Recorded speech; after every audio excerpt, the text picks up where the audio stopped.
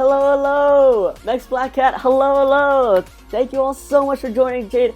I hope you're doing super well. Thank you so much for joining. I know you've been busy and everything, and I hope you've been good. Tyler, hello, hello. Kaio, welcome back. Hi, what are you opening? Hi, babe. Yay!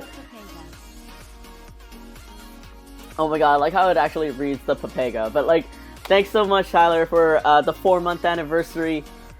Do you have an icon next to you?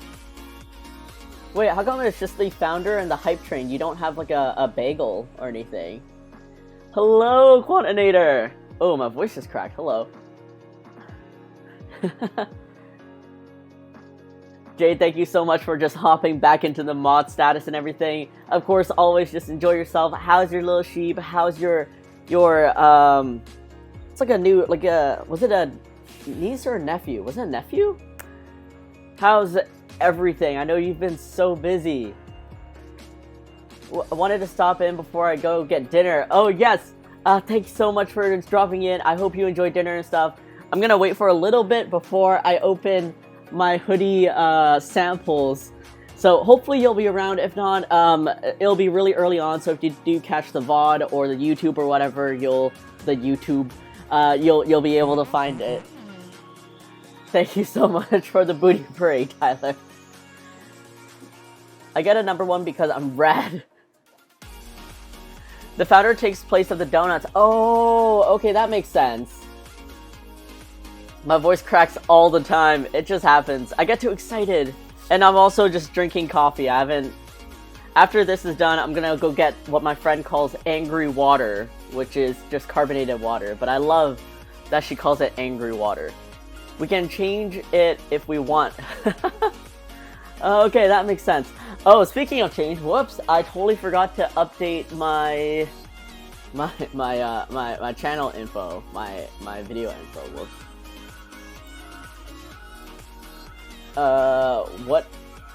What is my info? Oh, I know what my final emote's gonna be. Hoodie sample unboxing and maybe drawing? Question mark. Twitch titles are just always so like, what do you write there? What am I going to do? I don't know. Does this count as digital illustration if I don't actually draw? Sure, why not? Here I am. Oh, let's put in the good old Canadian. Cause I am here to be Canadian. Wow, the Scar Papega. Oh, is that Scar Papega? Of course, always. Nephew, he's about 1 month old now, and it's so crazy to see him grow. Thanks for asking, dude. Of course. It's so weird to me. Like, obviously, when my nieces were born, they were just so... Babies are so itty-bitty. Like, they're so tiny, and then they just, like, bloom. And, I don't know, they get more fat. Some of them have, like, such luscious hair when they come out. It's weird. Hoodies, yes! Big project of mine that I've been wanting to do for a long time, but it's just been, it's been scary. Gaming, hello! Thank you so much for joining again. Twitch titles are so hard, absolutely. I put memes for my Twitch titles. So, maybe that's what I should do. I don't know, I try to be descriptive. It's like, yeah, I'm an artist and I'm here to draw, but, like, I just spend most of my time chatting, so am I just chatting or am I art? I mean, I feel like I feel like most people that join art streams now maybe should know that, like, art is just artistic, just chatting. Art chatting. Yeah, like, there should be there should be another category that's just art chatting. I might do art. See, that's the thing. Like, when I join in other people's art streams, they're actually doing art. And I'm like, I don't know if I'm doing something wrong here, but I'm here to enjoy myself, and that's all I'm here to do. I like the title format of meme, and then slash doing some art. What's your current meme right now? What's your meme of the day? Like a chef, like special of the day, but it's like the freshest meme of the day. Hi, Huge. I have a meeting now, but hopefully you'll be around after. Have a good stream. Thanks so much, Nancy. And thank you for being on here and not crashing my stream. I hope you have a really good meeting. Millerk. Alright, let's get this going. So, for those of you who weren't part of the stream or anything last couple of times, I designed hoodies based off of my key tags, and I actually also have the stickers designed around the key tags too, that I'll be releasing around the time. And it's like, we got the Will Cut You sticker. These are my tests, by the way. Macaroni with the beans, what the, has been in my head rent-free. Wait, this might be a meme I've never heard of before. It is so fresh that I need to look it up. Peggy, look up macaroni with the beans. Here's the tired one, and here's a nervous design, and I have this as like my sticker book now, because sometimes I want to take photos for Instagram, and this is where I put them in, and I got the hungies in here. Daphne needs the cutting Puglie sticker. She absolutely does. She also needs a key tag. She just needs all the knives. It's a Kirby TikTok meme. Oh, what? Okay, of course you would be on brand with that Kirby TikTok meme. Alright, speaking of knives, let's open this up. So, little shout out to Coastal Rain. I'm not sponsored by them or anything. I wish I was. But, like, Coastal Rain is a local Vancouver apparel company. They do, like, just full service everything, and I'm really happy that they are thriving. I knew of them as a small business, God, back in like 2015, 2016, and they were just starting up at that time. And now they're this like fully fledged company, and I'm so happy about that. And they're also just like a 5-minute drive away. TheYeti.com, hello Glenn! Thank you so much for becoming a Pootie Pal, and for joining in. The Yeti! Who dis? Need a Hungies hoodie, that's the one. But yeah, so this is from Coastal Rain. These are just samples that I got of the hoodies that I wanted to make. And I guess we'll see how this turns out. Glenn, I hope you've been doing well. I hope all of you in chat have been doing super well. Also, Mex Black Cat, if you and Victor are around, or if like you just want to record, I'm still down to say happy birthday to Victor, so just let me know. Local company, Coastal Rain, yeah. So it's rain as in like the reign of a king kind of thing. And yeah, they're a local apparel company. They do embroidery, screen printing, sublimation, and all that. Yeah, and I'm just happy to have something so close, especially since it's just like 5 minutes away from me.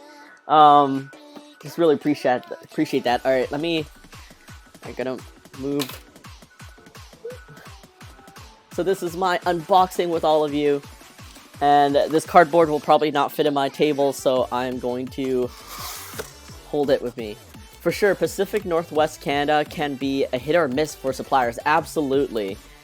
Alright, so got a massive card that just says thank you for your order, so that's really sweet. Post a photo and tag us at Coastal Rain, or scan the QR code to leave us a review. Absolutely will. Alright, so first off, the first thing I see, so, for my samples, they used vinyl, which means they don't have to set up like the whole screen printing method, because I'm just doing one-offs. And the first thing is that I see is that they missed one of the colors. Yeah, heat transfer vinyl. They missed one of the colors for Puglie's tongue, and I get that like details, like such small details, can be hard to get, especially if you're using vinyl. Like you have to weed out the stickers and stuff like that. But just kind of wish they caught that detail. All right, they folded them into each other. So the first, oh my god. Guys, like, could you... I've folded this one by one. Struggle. Alright. So yeah, if anyone's interested in kind of knowing more about, like, the apparel process, vinyl is literally kind of like vinyl stickers, except, you know, this is used for transferring onto shirts and stuff like that.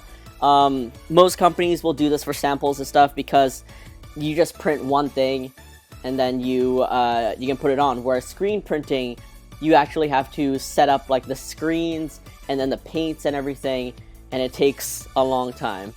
Your local sandwich, hello, thank you so much for joining again. It looks so soft already, I'm crying. Yeah, it is already soft. I mean, you know, this is the Gildan Heavy Blend. It is one of the staples for, honestly, a lot of people's starters into apparel with hoodies. It's not, like, the quality is good. And one of the benefits of this line of blanks is that there's so many colors that Gildan offers. And you know what? It's a comfy hoodie. It's very basic. It's very comfy.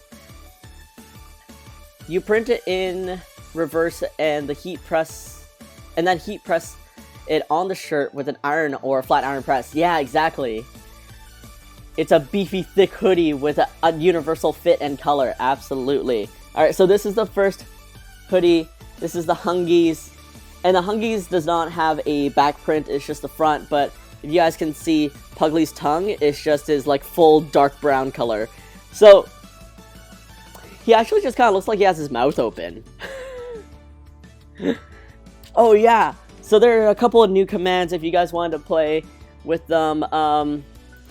The first one is just !love, and then the next one is !want, and these GIFs just show up. There's also the booty parade, and yeah, all right.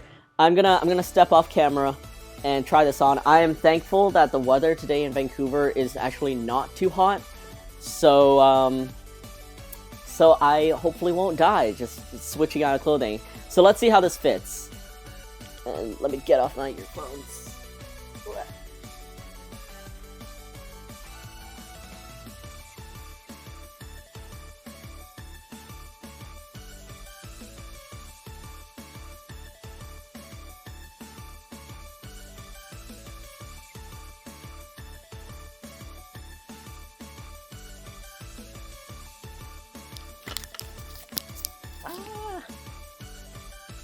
It's cloudy and non-oven. Yeah, for sure. Alright, so this is how it fits. This is a medium on me. I'm like a 5'3", like, just average guy. And I like my hoodies a bit, like, baggier, because it's, like, soft, but then there's also air in the inside. And I'm already liking it. Again, I wish they caught the detail with the tongue, because when I approved it, like, obviously, there was that detail, right? But, of course, you know, things can get mixed up, but this is how it's fitting. Ah, thanks, Jade, for the want. And, yeah, there's no back design, so there's nothing to show off in the back, but just a really nice, simple hoodie. Oh, Misaki! So excited for the hoodie. Thank you so much, and thank you for the 4-month anniversary. Really appreciate it. The proof didn't match. Always a bummer. Yeah, I'm probably gonna need to, like, I think just as a heads up, I would send them an email commenting on that. I'm not gonna expect, like, a discount or anything like that. But it's just like, hey, just so you know, there's a little detail. I don't mind. Like, it's not a huge issue, but, you know, just something to pay attention to for future customers and clients, you know? But yeah, like, I think the dump truck is going past outside. But for me, personally, like, my style is quite minimalistic. Normally, I would just wear, like, plain colored shirts and stuff like that, and if it's a graphic, if it's a giant, obnoxious graphic, I want it at the back. Like, if there's gonna be a giant, obnoxious graphic, I want it all on the back. And then at the front, I would like something more subdued. So that's why, like, I aimed for this kind of style. And this red is, I think my camera is probably blowing up the red. It is bright, but it's not as, like, pinkish magenta-y as this, but it's still like, it's a statement. Like, it's a statement color. Ron, hello, thank you so much for joining. The hoodie looks amazing. Thank you so much. This is just the first hoodie, so you came for the rest of the unveil. And again, like, Gildan heavy blend. It's light. It's very soft on the inside, but it's still like, it's warm and comfy. It's just a very good, like, stable hoodie across the board. OMG, just scoping their website and their staff page has the cutest customer success employee ever. Hit, it's a puppy! Oh my god, okay, I gotta look at it. I did not see that part, but I need to look at that after. Alright, this yellow one is the nervous one. Let's see how they did. Okay, they caught the red detail for this one. Okay. I can already see the back design. I'm so excited. I love back designs. I know... Birdie Parade! Hi, Mel! Time for dinner for me. So glad I got to see this hoodie. Have a good stream. Kaio, have a great dinner. Enjoy all your food, and thank you so much for being a part of this. Oh my god. I am so glad I got a Pantone book, even though they're like $300 and you use them like once. But I'm so happy. Alright, this is... I love this yellow. I love this yellow so much. This is the Nervous hoodie. So at the front, it says Nervous, and oh yeah, I'm just looking. Okay, the placement is really nice. Like, from like this level, I really like this. Mel, thanks for plugging the shop. Pantone book is so important. It absolutely is, but oh my god, is it expensive. The redeem didn't work again? Wait, you did do a booty parade. Or wait, do you mean when you tried to do the channel points redeem, it's not letting you again? Because last time Mel was having an issue where she used a booty parade once, and then when she tried to use it again, it didn't let her. Alright, and the back of the Nervous hoodie is please give space. And it's just like, I thought I was witty, but like, oh, okay, oh, thank god, it's just the fold of the fabric. It's just a box. It's a dotted line box to kind of signify like space. There's a little X butthole to kind of like just tie it to Puglie a little bit. It won't let me again. Okay, there. That kind of worked. Wait, that's you. So is there... Oh, okay, it's a phone problem. We figured it out.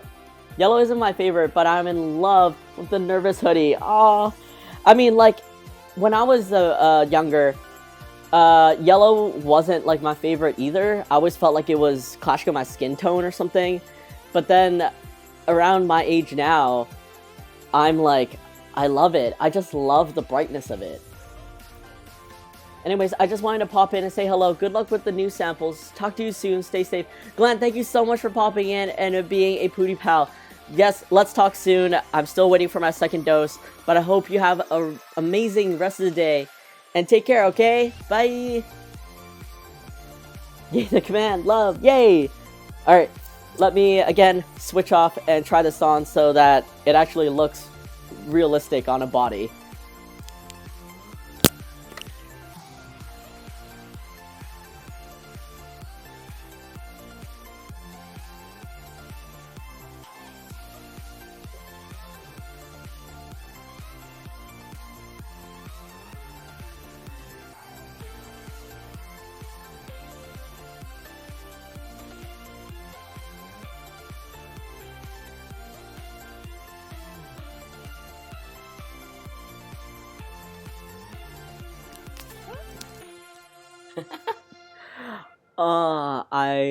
I absolutely love this yellow. I want to be a little ball of sunshine.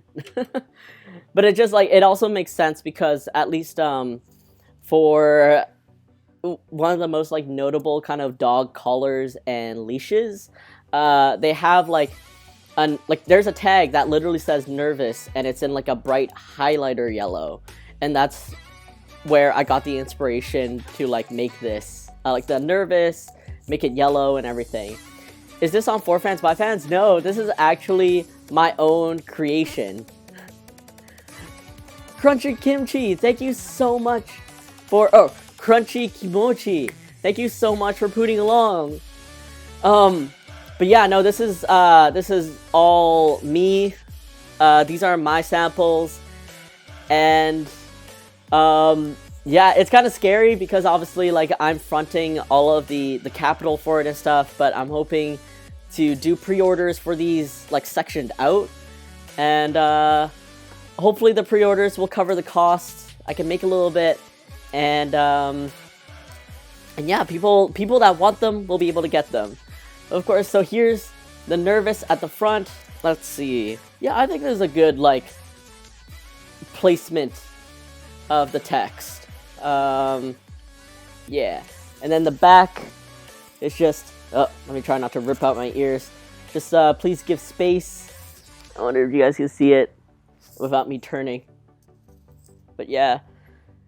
It's just a box. Please give space. And then the little X butthole at the bottom to just reference it back to Puglie.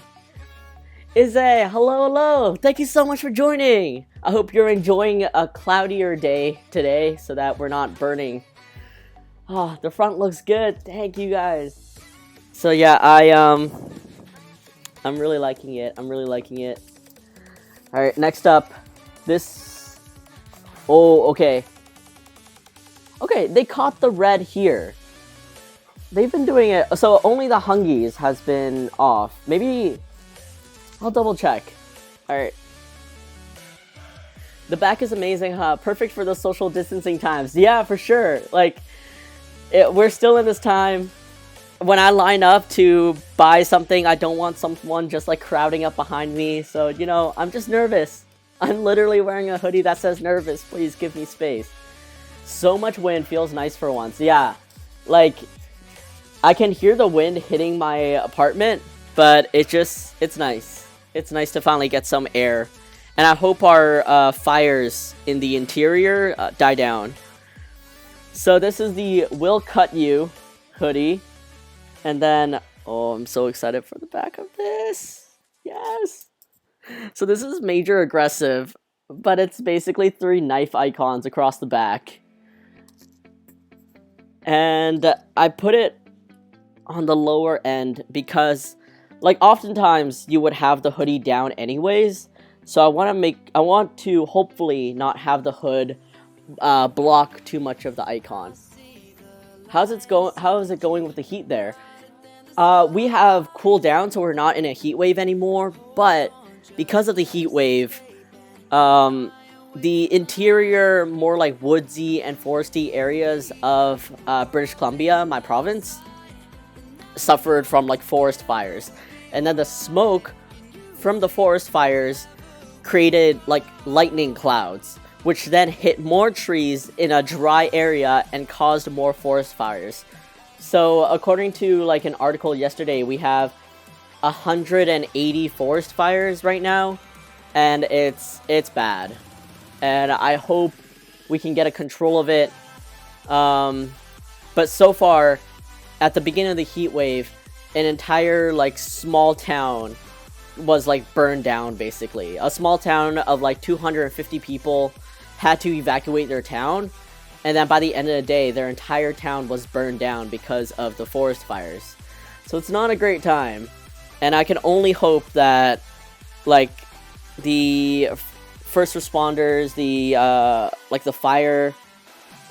I want to say people, but, like, you know, the people that are... Yeah, I guess they would be called, like, fire people. You know, have the support that they need, the equipment, and can get all this under control. Hope everything gets handled. Yeah, exactly. Just stay safe. I'm in the city. I'm more close to the coast. Firefighters. There we go. Wow. Words. Firefighters. Thank you, Coordinator. Yeah, I hope the firefighters have all the equipment and the support that they need to battle this. I live in the city. I'm very far from where these forest fires are.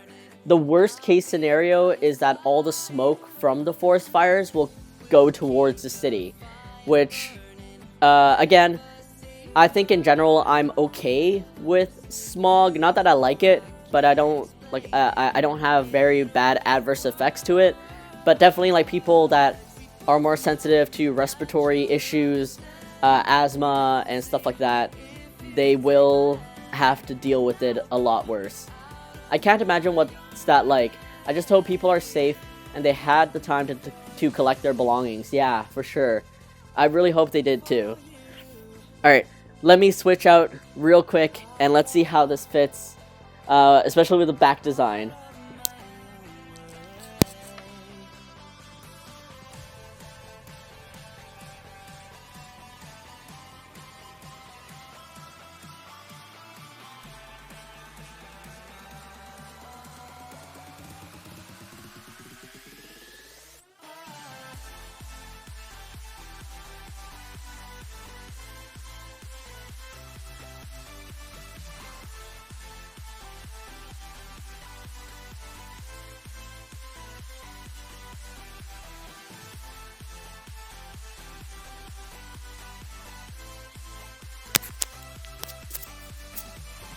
Okay, I think design-wise, this will probably be my favorite. Just the idea that, like, there's this cute little pug and with a knife and it just says, "Will cut you." And I got to see myself in the mirror. I'm really happy that the hood does not cover the knives at all. I think they're at a pretty good, like, placement just across, like, the bigger end of the back. And, yeah, I like it. I really like it. And placement is good, and I'm so happy about these. I guess, like, one of my plans or questions to myself will be which one I release first. Because, like, I'm not planning to release all of them at once, just because it might be a bit overwhelming, and of course, people might not have the funds to buy all of them at once. And, yeah, I don't want people to miss out, especially because these hoodies are not something that I will probably restock. It's probably going to be a one-off thing where, pre-orders are open here, and whoever gets it in the pre-order are whoever gets it. Maybe if I order, like, a couple extra, like, say 1 or 2 extra, as, like, people that potentially missed out. But overall, these are not going to be staple things in my store. It's a very special item that I hope people can get if they really wanted it. Alright, so this is the Will Cut You. Looks so good, Ron, thank you! Alright, and last but not least, this was a little bit experimental. I don't know how it turned out. Actually, you know what? It works. I think it works. This is the Tired hoodie, and it's printed black on black. So the actual color itself is black, and of course there's a black hoodie, but I wanted it printed black on black because having this kind of effect any other color just does not convey the feeling of being tired, the feeling of just wanting complete darkness, like your soul, and not wanting to deal with anything. So I think that's pretty neat. I think it turned out good. It's like a very subtle effect. It still stands out. It conveys what I want it to. And then the back is also printed black on black, and it just says no. Let's see. Yeah, like, again, I wanted this to be the back design, but I didn't want it to be too, like, loud and obnoxious. I didn't want it to be too bright. I didn't want it to be, like, a super big statement. But I definitely wanted it to be, like, well, there. And maybe subtly noticeable. So this is black on black, and I think it works. Yeah, it turned out good. Thank you! Alright, last wardrobe change.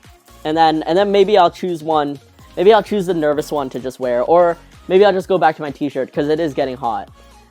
Alright, let's try this out. OMG, what a mood. Wish I could wear this when I get a job.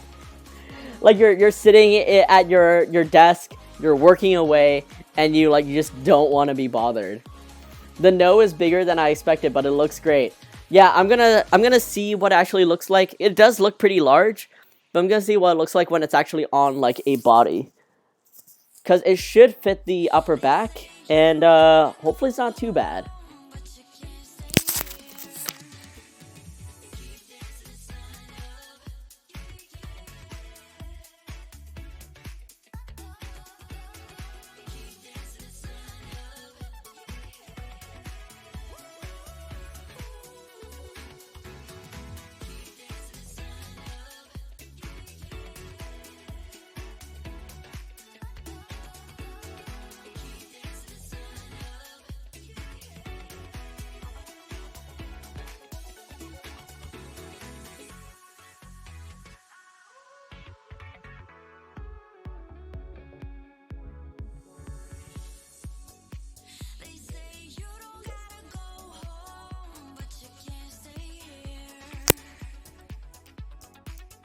Alright, right off the bat, I could see that the placement of this design at the front is a little bit low. I think, like, this is really low. Dang. Let's see. I don't know why I'm doing this. I can't. 3. This is way lower than I measured it to be. I'll have to do this a bit later, but it's down like 3 inches, which I'm pretty sure I didn't ask for, but I'll have to see. So first of all, the placement of this design is really low. This is like my ribs. I would ideally want it raised higher up, like around here. So that's something I'll have to fix up. I don't know if if I messed up the measurement or they messed up, but I'll have to check it out. But this is the tire design, at least conceptually. I think it works out. I just want it to be raised a bit higher, so it's kind of like in line with all the other hoodies. And then the back, let's see. I hope you guys can see it properly, because I have no idea what you guys are actually seeing. And then if I try to curve my back, yeah. So I think it's large, but it still conveys like what I want, and it's not. Yeah, it's not curving. It's not curving too much with the upper back. So it's like a loud statement piece. Just no. Just whatever the question is, no. Like, Puglie's too tired to stay that high. Yeah, he's drooping. Oh man, I'm really curious actually. Like, did I mess up? Tired. I want to see this real quick, because you guys can see here. I say you guys can see here, but you guys can't. Let's see. Yeah, you guys can see here kind of how I designed the hoodies with the measurements and stuff. Oh yeah, they messed up. They messed up. Because if the screen is too small to read,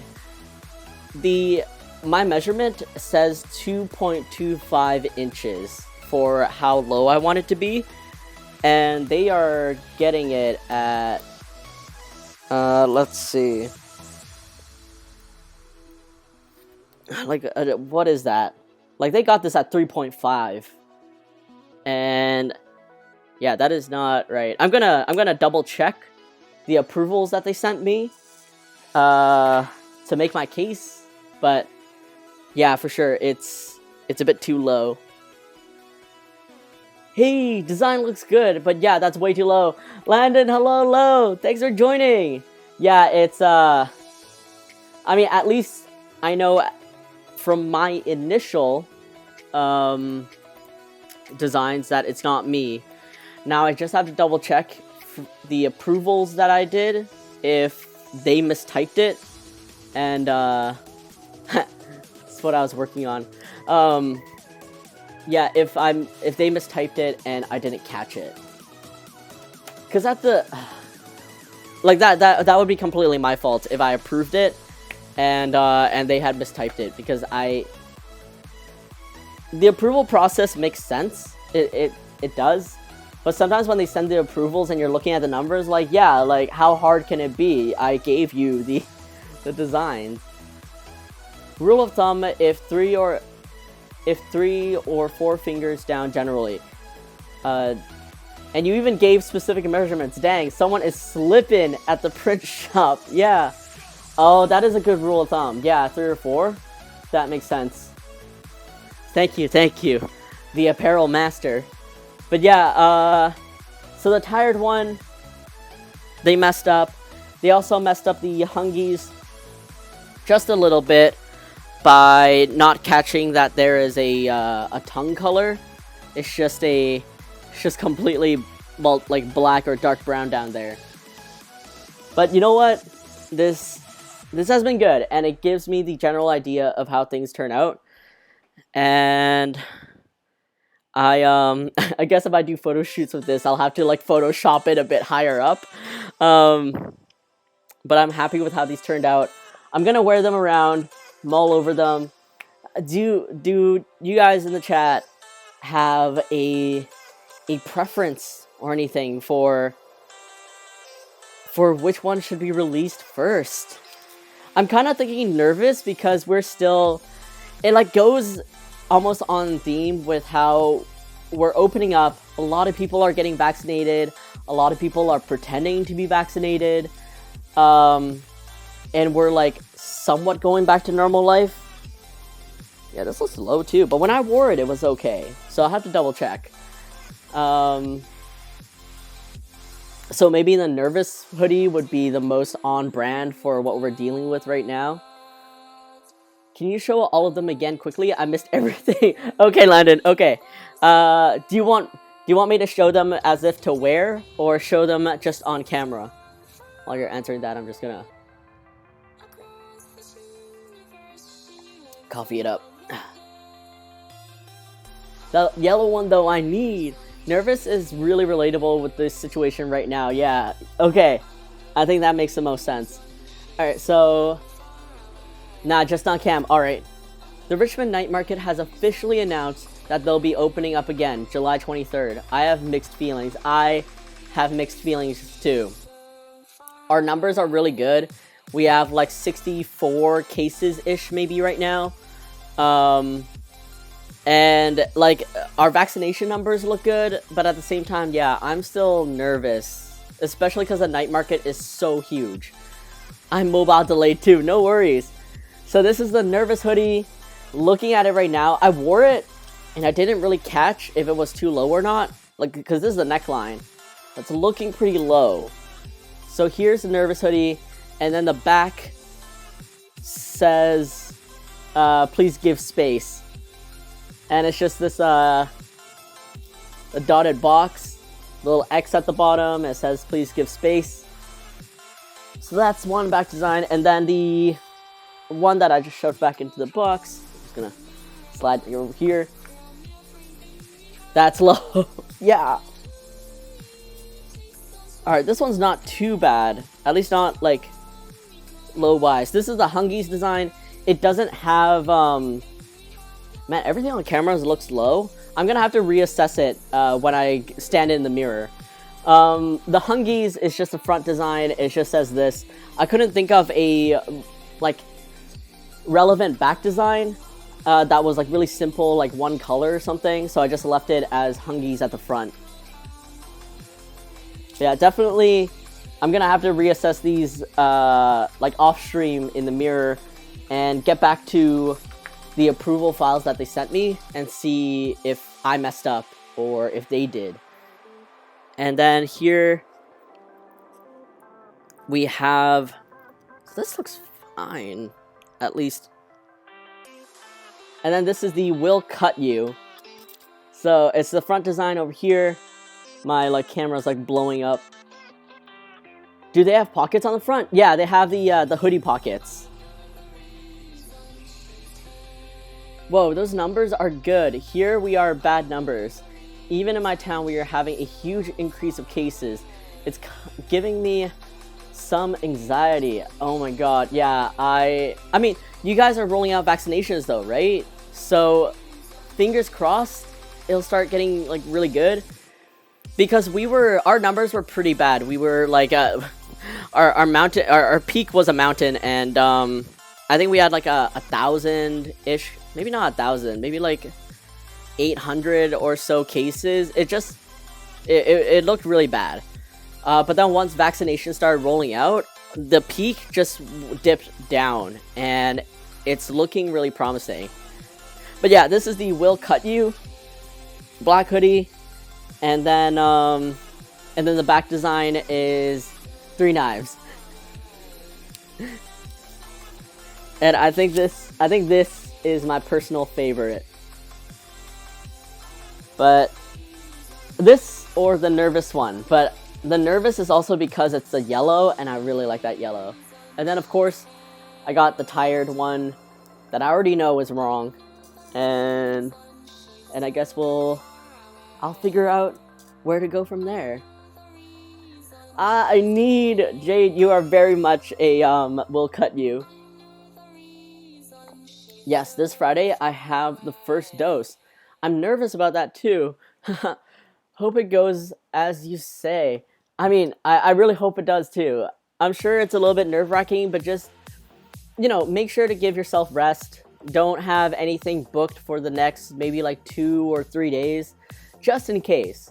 And then if you do feel anything, don't get too stressed out or nervous about it. Just let yourself rest, drink lots of water, keep hydrated, and just be chill on your body. I'm between the nervous and the Will Cut You designs too. Love them. Yay! Yeah, alright, I'm too lazy to change now, so I'm just gonna sit here. The No is super shiny. Is it a transfer or screen print? It's a vinyl transfer. Because these are just samples, like they're one-off, so I guess they just opted to give me vinyl, which makes sense. They don't have to set up the whole screen print. I assume when it goes to screen print, it's going to be a little less shiny, but it should still stand out a little bit more. But yeah, the vinyl definitely adds to the shininess. Have lots of water, Gatorade, and rest. Yes, listen to Jade. Love all the designs. Hoping to get matching nervous ones for me and Nikki. Oh my god. Thank you. I still have tons of people asking about the, what is it? Is it the Socially Awkward Social Club t-shirt that I got ages ago? I still have so many people asking me about that. And I send them to your site, but I think right now, for a long while, your site has been down, right? The 3rd day after the vaccine, I have a German exam. Wish I feel well then. Oh my god. I really hope you feel well. I hope you get no side effects. And then if you do, I hope you heal up quick. Like, the worst that my girlfriend got was a small fever, I think, like, the evening after her first shot. But then by the next day, like, she slept it off, so it was fine. OMG, yes, I wanted that one too. Socially Awkward Social Club. It just makes sense. It just makes sense. So yeah, those are the hoodies. These have been on my mind for, like, I want to say a good year. Or maybe not a year, maybe like 6 months. And of course, like, Kawawa Boy here knows. Oh, Victor is here. Okay, hold on one sec. Yeah, as Kawawa Boy knows, apparel, going into apparel and fronting the capital for it and all that is a huge undertaking, is a huge stake. Sorry, there's like dust in my eye or something. So that's why I was so nervous about it, especially during the pandemic when financially it's been, we've been on survival mode, and so long as we're running it's a good sign kind of mode. And I just want to make my dreams come true as safely as possible. So here are the hoodies, and thank you all for being here for it. Alright, let me put this off to the side real quick. Okay, that's not gonna fall. I should survive in a hoodie. If not, I will change into a t-shirt later on. Alright. I just want to do a real quick shout out. Victor, hello. I just want to wish you a belated happy birthday. From what I hear about you, you're an amazing little guy. and you are kind, and you are absolutely brilliant. When your mom told me that you used the tired coin bag to put your little candies in for when you're feeling tired or a bit low, I just thought that was the most smartest and brilliant thing I've ever heard. So Victor, happy belated birthday. I hope you had an amazing one. I mean, I'm sure you did. And I hope as the years go by, even through all the hardships of life, the things that we have to deal with growing up, you continue to keep your brilliance and your kindness, because we need more people like you in the world. So take care, and also I appreciate you tons and tons and tons, okay? Love you lots. And also, always show a lot of love to your mom. She's an amazing woman. That's, sorry, catching up on chat a little bit. If you need any help or advice with heat transfer and screen printing, etc., feel free to hit me up. I absolutely will, Landon. Thank you. Thank you. You're so kind. My boyfriend and friends only had sore arms, so I wish to have the same luck. Fingers crossed for you. That's all I had too. So fingers crossed. Again, I personally feel like just don't be... I think psychologically, when we get stressed out, when we worry too much about things, it will affect us. And stress and things can manifest physically. It's kind of wild how our pink goop in our heads can actually manifest physical issues from just like mental or emotional things. So stay calm, stay cool, and just, if you need to rationalize it, just be like, hey, your body's accepting the vaccine, it's working a little bit hard, and it's training up to fight the real thing. So cute. Happy birthday, Victor. Yeah, everyone in chat, if you want, send Victor some love and a happy belated birthday. He's an amazing little guy. Do you have an idea of how much they will cost? I am ballparking around 35 to 40 USD. I am trying to aim for 35 USD, and because that seems like a pretty fair price, but 40 might be required just because it is a front and back design. So at the moment, I'm gonna be getting quotes from Coastal Rain, and I also have another friend that works very closely with clothing manufacturers himself. So I'm gonna ask him like what his rates are, and hopefully I can get a good rate that, one, I can hopefully make back the cost and not make a loss on it, and two, it's a fair enough cost that people can get it. And yeah, it's always tough for pricing for me because I want as many people as possible to own Puglie. If you love Puglie, I want you to be able to have him. But at the same time, I have to be realistic that this is my job and my life, and he does pay for bills and food, not only for me, but also now for my part-time employees. So it's tough. It's tough to balance. But I'm really appreciative of the people, like the fans that I have, that are very understanding that like I'm a small business, and the cost might be a little bit higher because like I'm not Amazon or Walmart over here, you know? OMG, thank you, he loved it. But why am I in tears? The message was for Victor, but it's Laura that's crying. I appreciate you two a lot, truly. And I'm glad he loved it, and I'm glad you're enjoying it too. Saving up? Don't know if that's okay, but saving money, you know what I mean? No, saving up makes sense. Saving up makes total sense. Dang, I'm so sure you're not gonna make a loss. They are way cute, and that's super affordable. Thank you so much, Landon. It's just always nerve-wracking whenever I have to price things. LOL, Puglie's bringing home the bacon. Really? Like, can you imagine? I'm just like, I'm at home, you know, being a little like house husband. I'm like wearing my apron, I'm cooking stuff, I'm cleaning. I love cleaning, by the way. I absolutely do love cleaning. And And then Puglie just walks in a little tie. He like just sits there, waits to be fed, and just falls asleep. Yeah, that's quite relatable actually. Yeah, he's working hard. Puglie's working as hard as he can.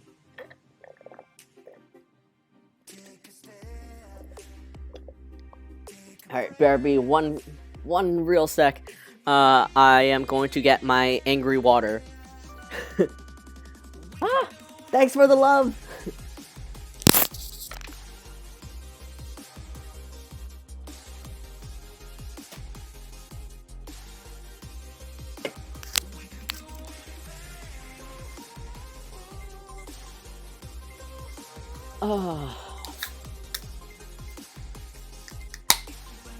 Oh yeah, angry water.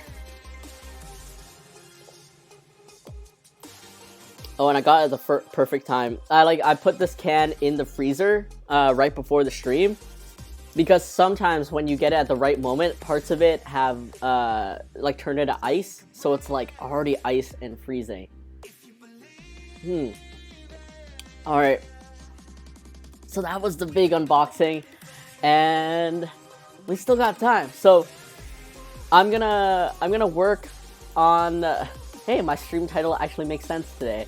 I'm gonna work on the final emote for the allotted slots that I have, and I was thinking for a long time, like, oh, what is the final emote gonna be? Like, what emotion do people want to convey? And I already got puggers, I got the sad one, I got a butt.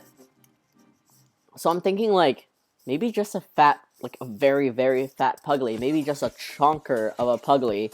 And you know, he's just happy to be chonky. So I think this little guy will be my final emote, and I figured out what my final, or no, so like, when you donate a certain amount of bits, you also get a badge for those bits. And from the start, for some reason, I started calling them vitamins. And I had to think really hard. I was like, okay, how do I create this badge and make it not look like drugs? And then I figured Flintstones vitamins. Because they're colorful, they are already like the cartoons and everything, and it just kind of makes sense. So I'm gonna try designing some like Puglie vitamins, and it's either gonna be a colorful Puglie faces, or I'm gonna see if I can really fit like a Puglie figure. And I mean, I don't expect people to be donating like $2 million to get that bit badge, right? So I think at most I'll do maybe like 4 or 5. And I just kind of leave it at that. And then if you do get like a normal Twitch bit badge, then that's something really special then. Yes, the heavy breathing. Little question, your shop is currently closed, right? Do you have a reopening date? Oh, yes! So, I should show you guys this. Yes, I have a reopening date. It's actually going to be this Thursday, and it's going to be, I say belated, but Pride is every day of the year. And let me just sort out this. Where is my new designs? Product. Yeah, there we go. Alright, so it's nothing too fancy. Ame, hello. Hello, I made it to a drawing session. Yeah, an actual drawing session. Except now I'm featuring new merch. Truffle Arts, hello. Thank you so much for joining. I'm so glad you got to make it. Also, I'm new to Twitch, so I thought they were called bit. But I'm A because of you. Wait, sorry. Hold on. I'm processing the English. Also, I'm new to Twitch, so I thought they were called, but I'm because of you. Oh, vitamins. There we go. Sorry. I should have connected the autocorrect. I thought they were called vitamins. Yeah, sorry about that hat. So cute, Pride ribbon. Yeah, so my store relaunch will be a quote-unquote belated celebration of Pride. And it's nothing too special because I am still suffering from manufacturer woes. I can't get anything. I can't get anything that's my staple created at the moment because of my manufacturers, and it's killing me on the inside. So these are just stickers, and there's gonna be a like 1 or 2 wallpapers, and it's just a little celebration of Pride. Oh my god, we talk about food so much that we get hungry, so this emote is perfect. Oh yeah, that makes sense, the heaviest breathing one. Alright. So the Puglie Mart will be reopened this Thursday. Time is just kind of like sometime in the morning. And these are the new stickers that are coming out. So, for Pride, I made like Ollie there too, and it's just, you know, you can get these 2 stickers to face each other. So there's a Puglie and an Ollie wearing like a hair bow, you know, if that's like more your style, or if you're more of a bow tie kind of person, then you can get an Ollie or Puglie bow tie. And the reason why I have them offered as like facing each other is that you can mix and match, you know, with your significant other, or if you do have like a fawn or black pug and you just want them to kind of like face each other or face one way together or something, that's totally up to you.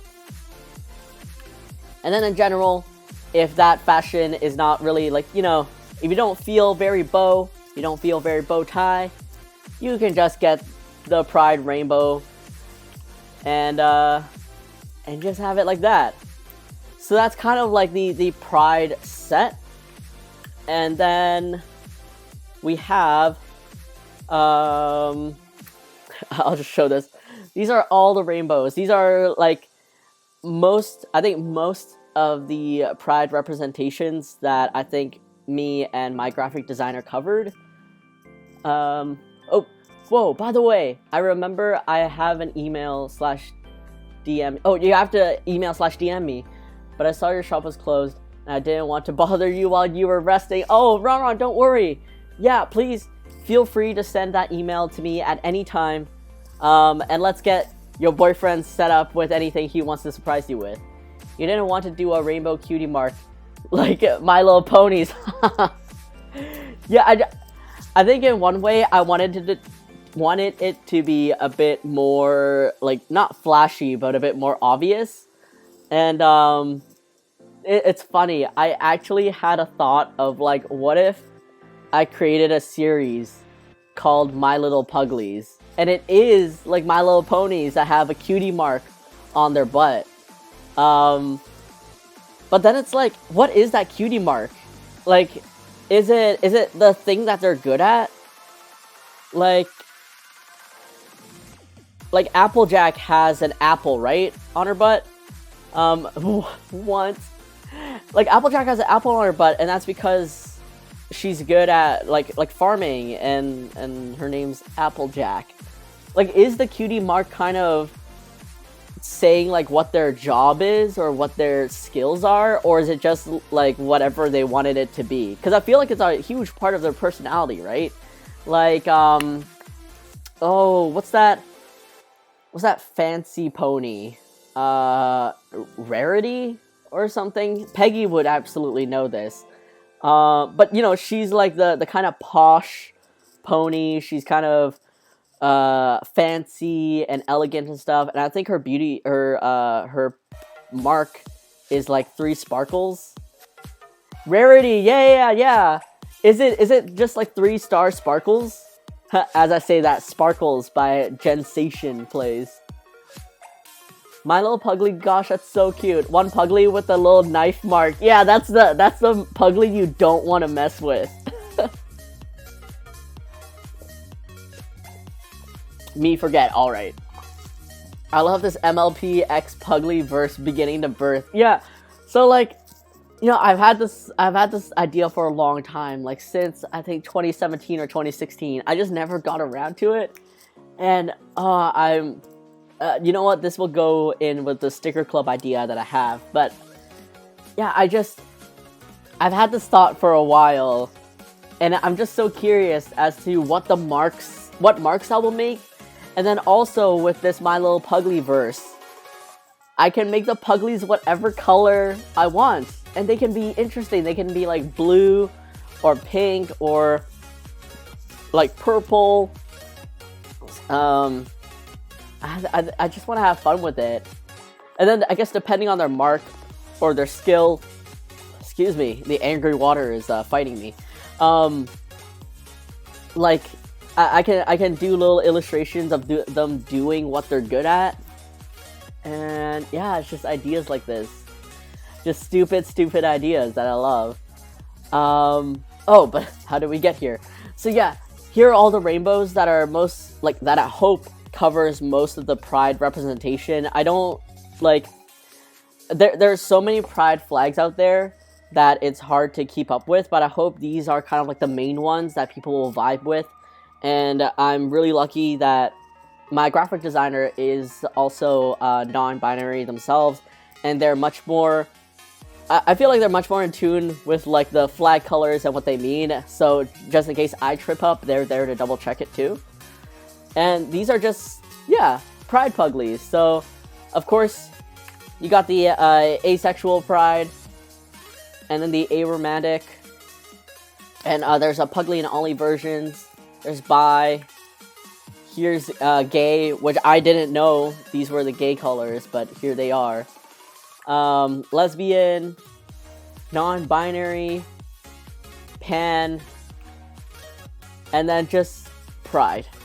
If you're still, you know what? If you're still exploring your queerness, you're still exploring your identity and stuff, and you're still figuring things out, or you just don't want to be, you know, label yourself that specifically, just give yourself a rainbow and just be happy about it.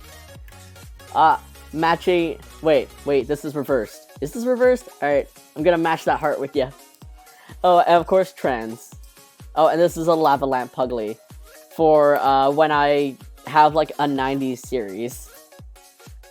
Oh, and then of course what I'm most excited about, what I'm most proud about, is the Pride design that I created. I'm pretty sure I created for this year, and it's a bouquet of roses that, you know, represent the Pride colors. Because when I was given this project, I still don't know if it's approved or not. I don't think it's a secret, but Hot Topic wanted something that represented Pride, and they had reached out to my friends at 4Fans by Fans. And my friends obviously know that I'm a very proud and open, like, trans guy. And they asked if I'd be interested in designing something, and I said yes. But then I said yes, and then I sat there, I'm just like, how will I represent more Pride colors? And I had to try to think of things that are colorful, like naturally colorful, maybe not too forced or something. And and that's how I ended up with flowers, and specifically roses. One, because my partner loves roses, and then two, I just feel like, I don't know, it's like a play on words almost, like rising, you know, out of your situation, your hardships or whatever. It's like you rose out of whatever you had to battle with, and I just went with it. So of course, this design is something I'm really proud of. There's the mini Puglies interacting with everything and enjoying themselves. So I created the Pride design first with these colors, and then I made generic red roses in case, again, you're very stealth. Maybe you're very stealth. Maybe you just love red roses. I just figured, hey, why not just have something super normie offered. 90s series? Yeah! Like, maybe I'll bring back the Puglie Gotchi, maybe Puglie Pocket, a silver Discman, like a tape cassette player. Those roses are so cute. Thank you so much, Ron. But yeah, I'm just so I'm excited to celebrate Pride. There's no such thing as a belated Pride, even if Twitter makes you, you know, just feel like it's focused on that day. Puglie Gotchi. I don't know if you know this, but I actually have a Puglie Gotchi design from ages ago. I actually made a sweater of it.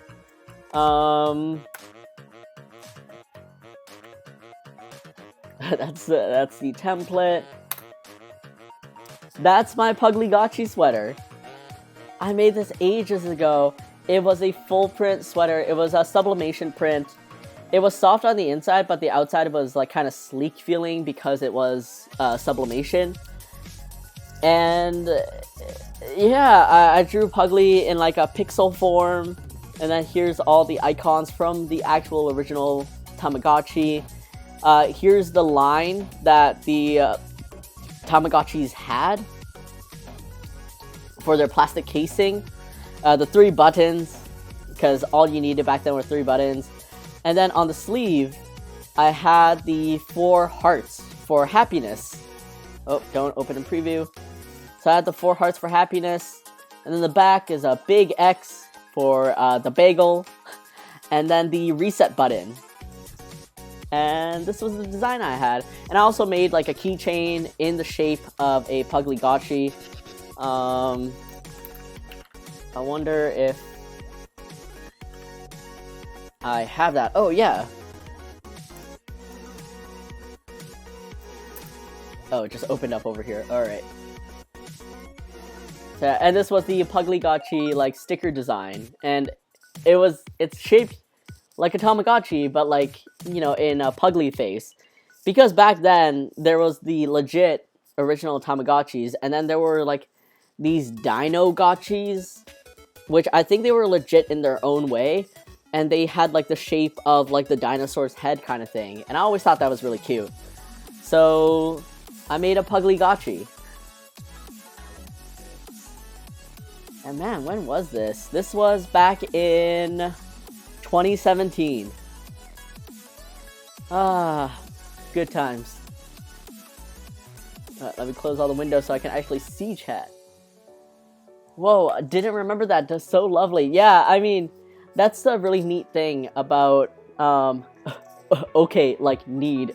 It's a really neat thing about, I guess, like, developing a fan base and having more people discover Puglie is that a lot of the things that I designed and made way back then have never been seen before.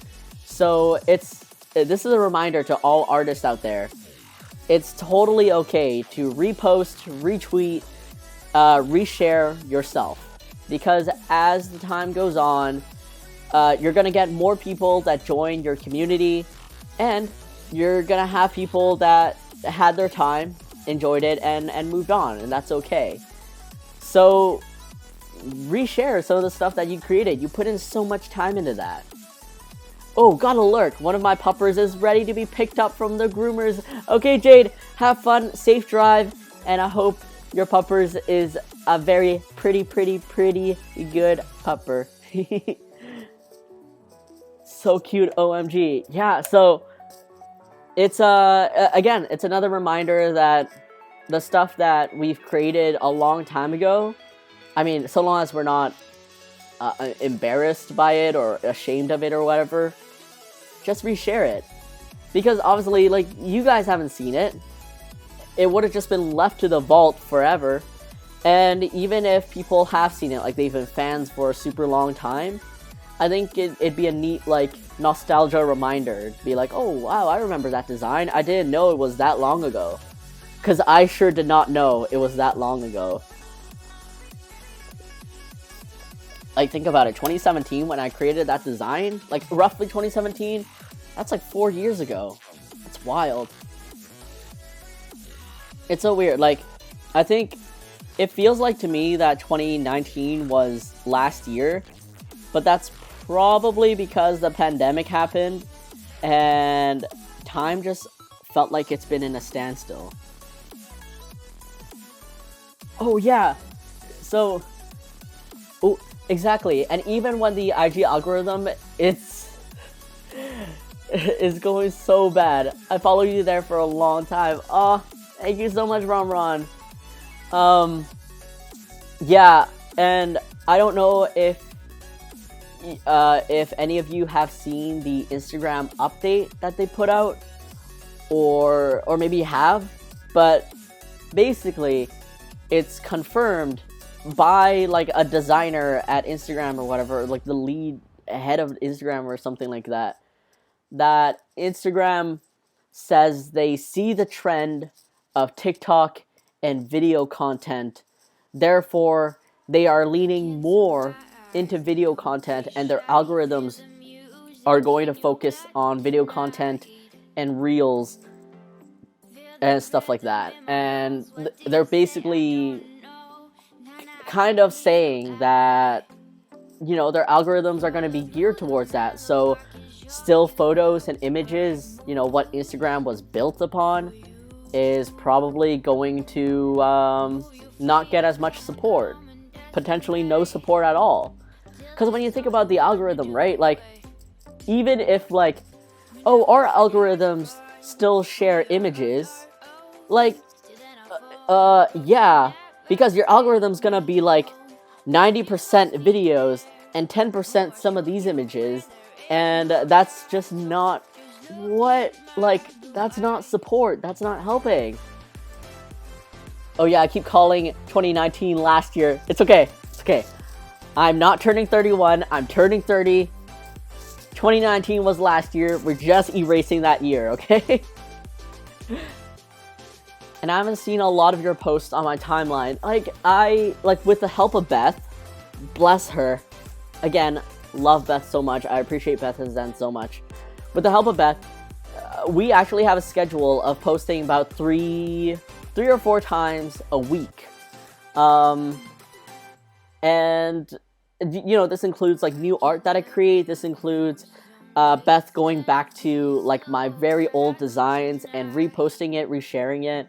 And this includes, like, updates.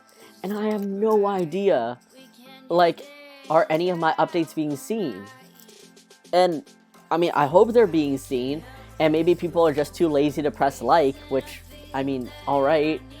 But yeah, it's frustrating. That's why I personally have gravitated a bit more to Twitter, just because I feel like I could be a bit more active on there. And I at least don't feel that debilitating pressure from Instagram. It's ridiculous what they're doing on Instagram. I don't get it. The update is a pain. I feel you. Boo! Bring back chronology. Oh my god. That's all we wanted. That's literally all we wanted. Or just give us an option. Give us a little, like, toggle for chronology and for exploration or something. Thinking of how long I've known about, I've just remembered, I have a Puglie tote bag since 2015 from Society 6. Oh my gosh. Ron, thank you. How long I've known about your art. Thank you so much. I didn't realize you were, like, oh, you're so OG. Thank you. I never used Instagram, but I got Hive recently. It's more pics. Hive. Oh, I think I heard about Hive. I think that, like, that's a new social media that's made by a small team, right? Like, so I grew up with Instagram almost quite literally, because, like, Instagram was announced like in my university years-ish. And yeah, I just grew up with it. I built my brand on it. First and foremost, I mean, first it was Tumblr, and then it was Instagram, because it made sense as a social media platform. And then now it's just so disappointing. It's so frustrating, because if I wanted functions like TikTok, I would have gotten TikTok. And that doesn't mean I'm gonna leave behind Instagram. That just means I'm using it for a different purpose. And I don't get it. Like, there's no creativity in any of this. I think so. I'm ready to buy more Puglie key tags. Oh, thank you so much, Sarah. Also, thank you so much for joining the stream. Kokoro, thank you so much for the raid. Hello, hello. Appreciate you. How was your stream? The Pile of Pugs designs, I love it. Oh my god, the Grumblies. The Grumblies were an original, like fan favorite, and I want to redraw that. I definitely know, like, the year after I drew that, I looked at it, I was just like, man, my style has changed, and I want to redraw the Grumblies. 2K to go for Derply. Woo woo! Eee! You're so close.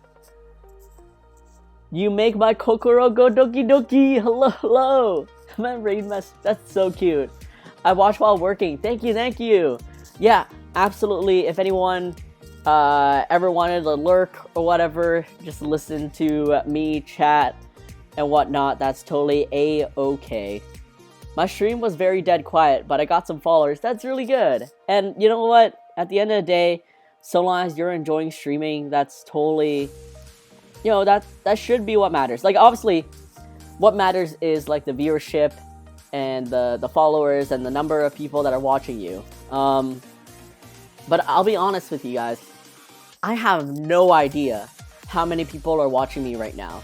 I specifically turn off the follower count, the subscriber count, the viewer count in all my statistics, because whether it's just one of you watching me, or like 20, or 50, but only like 2 of you are talking, I don't care. Not that I don't care about you. I don't care in that I'm gonna give you the most entertaining me I can give.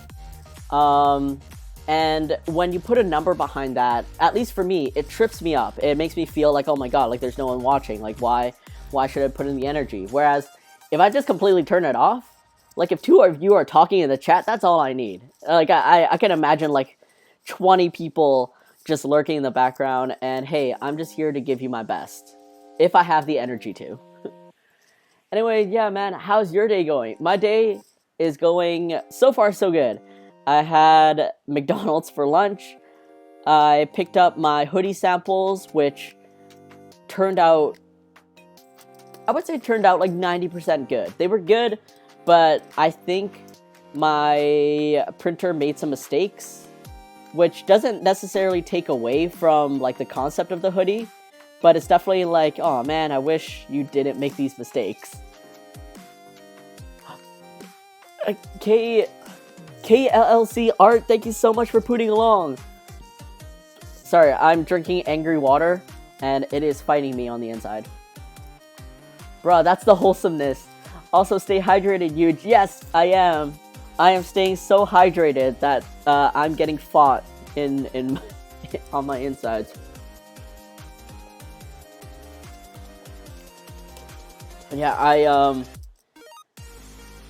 I just find myself drinking so much carbonated water nowadays, and I don't really even think I like carbonated water. It's more like, I don't know, I haven't been feeling too much Coke lately, unless it's like I'm eating it with food. And I just love the carbonation. I want to feel the burn. I want to feel the life in me. It's a hot day. Angry water? Yeah, it's what one of my friends, actually Ame, you know, but like yeah, it's what one of my friends calls carbonated or bubbly water. She was like, "Why do you like angry water?" And I was like, you know what? That's a good name to call it. Angry water.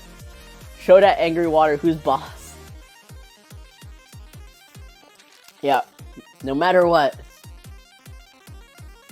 Feel the burn. Yeah, I love it.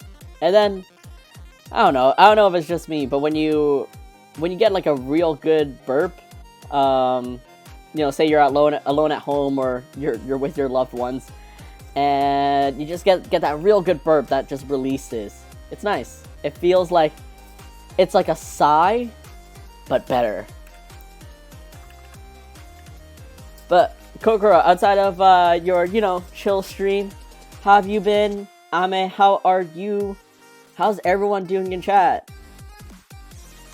Let's see, what did I do? I went on a little adventure on Saturday. And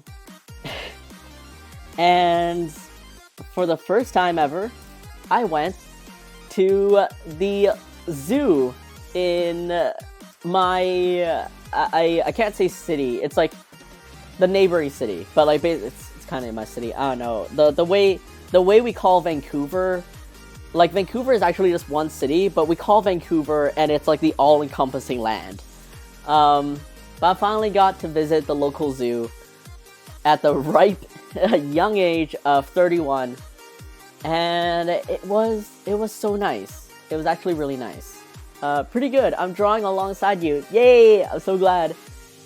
I have been dying from the heat. Sleeping late as usual because of the heat. Also, yesterday I got in a minor car accident. Oh no. Well, I'm glad. I hope you're okay.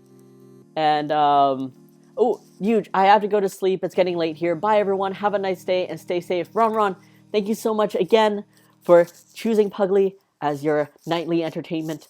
And I hope you have the sweetest dreams. And good luck on your shot and good luck on your future German exam. Take care. Have a good night. Also, that's dope, huge. Yeah, so I hope you're okay through that car accident. I hope the expense is not too bad on your car. And I can relate to sleeping late. And for me, it's not the heat. It's actually just like, I want more nighttime. Like, the sun doesn't set until 10 p.m.-ish now, because it's summer. OMG, hi, I'm the CEO of Hive Social. Wait, what? Raluca Salem? Oh my god, who is this? Michelle Bell Rosewood. That is an elegant name. Thank you so much for the raid. Hello. Oh, let me catch up on chat. I'm the CEO of Hive Social. Wait, legit? Like, hello? What? How did you find my little humble abode in my tiny Twitch area? But welcome to the stream. Raiders, hello, welcome to the stream. Michelle Bell Rosewood, thank you so much for raiding me. I really appreciate you bringing your community over to me. I went through the art category. Aw, thank you. Well, thank you for choosing me. That's really sweet. Hello, my name's Huge. It's like Eugene, but shorter. And this is Puglie. Everything you see here is a pug, and he's my little original character. And this is what we're all about here. Pugs, enjoying a good vibe, good company, and just here to have a chill time. I always look for little streamers to raid. Thank you! Let me just give you a quick link back. Oh, wait. Sorry, I am still so rusty with everything that is Twitch. But yeah, shoutouts to Michelle Bell Rosewood. How was your stream? Thank you so much for saying Puglie's cute. Really appreciate that. He's like my little passion project, my little baby. Yeah, how was your stream? I assumed you're also an artist yourself that I will have to check out after the stream. Because, little background is that I work off of a 2012 MacBook Pro. And so everything that I have running at the moment is kind of like near the maximum of what my stream can go. Internet didn't want to cooperate. Oh no, that's the worst. Yes, I'm also an artist. Okay, I will definitely check you out after. Oh my god, Kenny! Hello, Rice Hat Chat! Sorry, yes, CEO, nice to meet you. Yes, hi, my friend sent me to the live stream, like, oh my god. Thank you, whoever sent, you, Raluca X Salem. Or is that Raluca X Salem? If there's a nickname or if there's a way you want me to pronounce your name, please feel free to let me know in the chat. And thank you so much for joining on here. I think I was mentioning earlier that I think I signed up for Hive when you first started it, but I didn't have a lot of time to play with it. Whoa, another raid, let's go, Kenny! Oh my god, a double raid. The big J Goon, hello, thank you so much for joining. Cassidy, hello. Bitter Games YT, thank you so much for putting along. Kenny, thank you so much again for sharing the love. Exo Tour Life, hello. Is that an ice cream Puglie I see? Wait, what ice cream Puglie? Where's the ice cream Puglie? If you're talking about the thing on my screen, that is actually just a very fat Puglie that has a lot of neck rolls. Rawtastic Ashley, thank you so much for putting along. And Michelle Bell Rosewood, thank you so much for putting along too. I really appreciate you. Huge, how's it going? It is going good. Oh man, I guess, alright. Since all of you are here, I guess I gotta show off the new hoodies again once I catch up on the chat a little bit.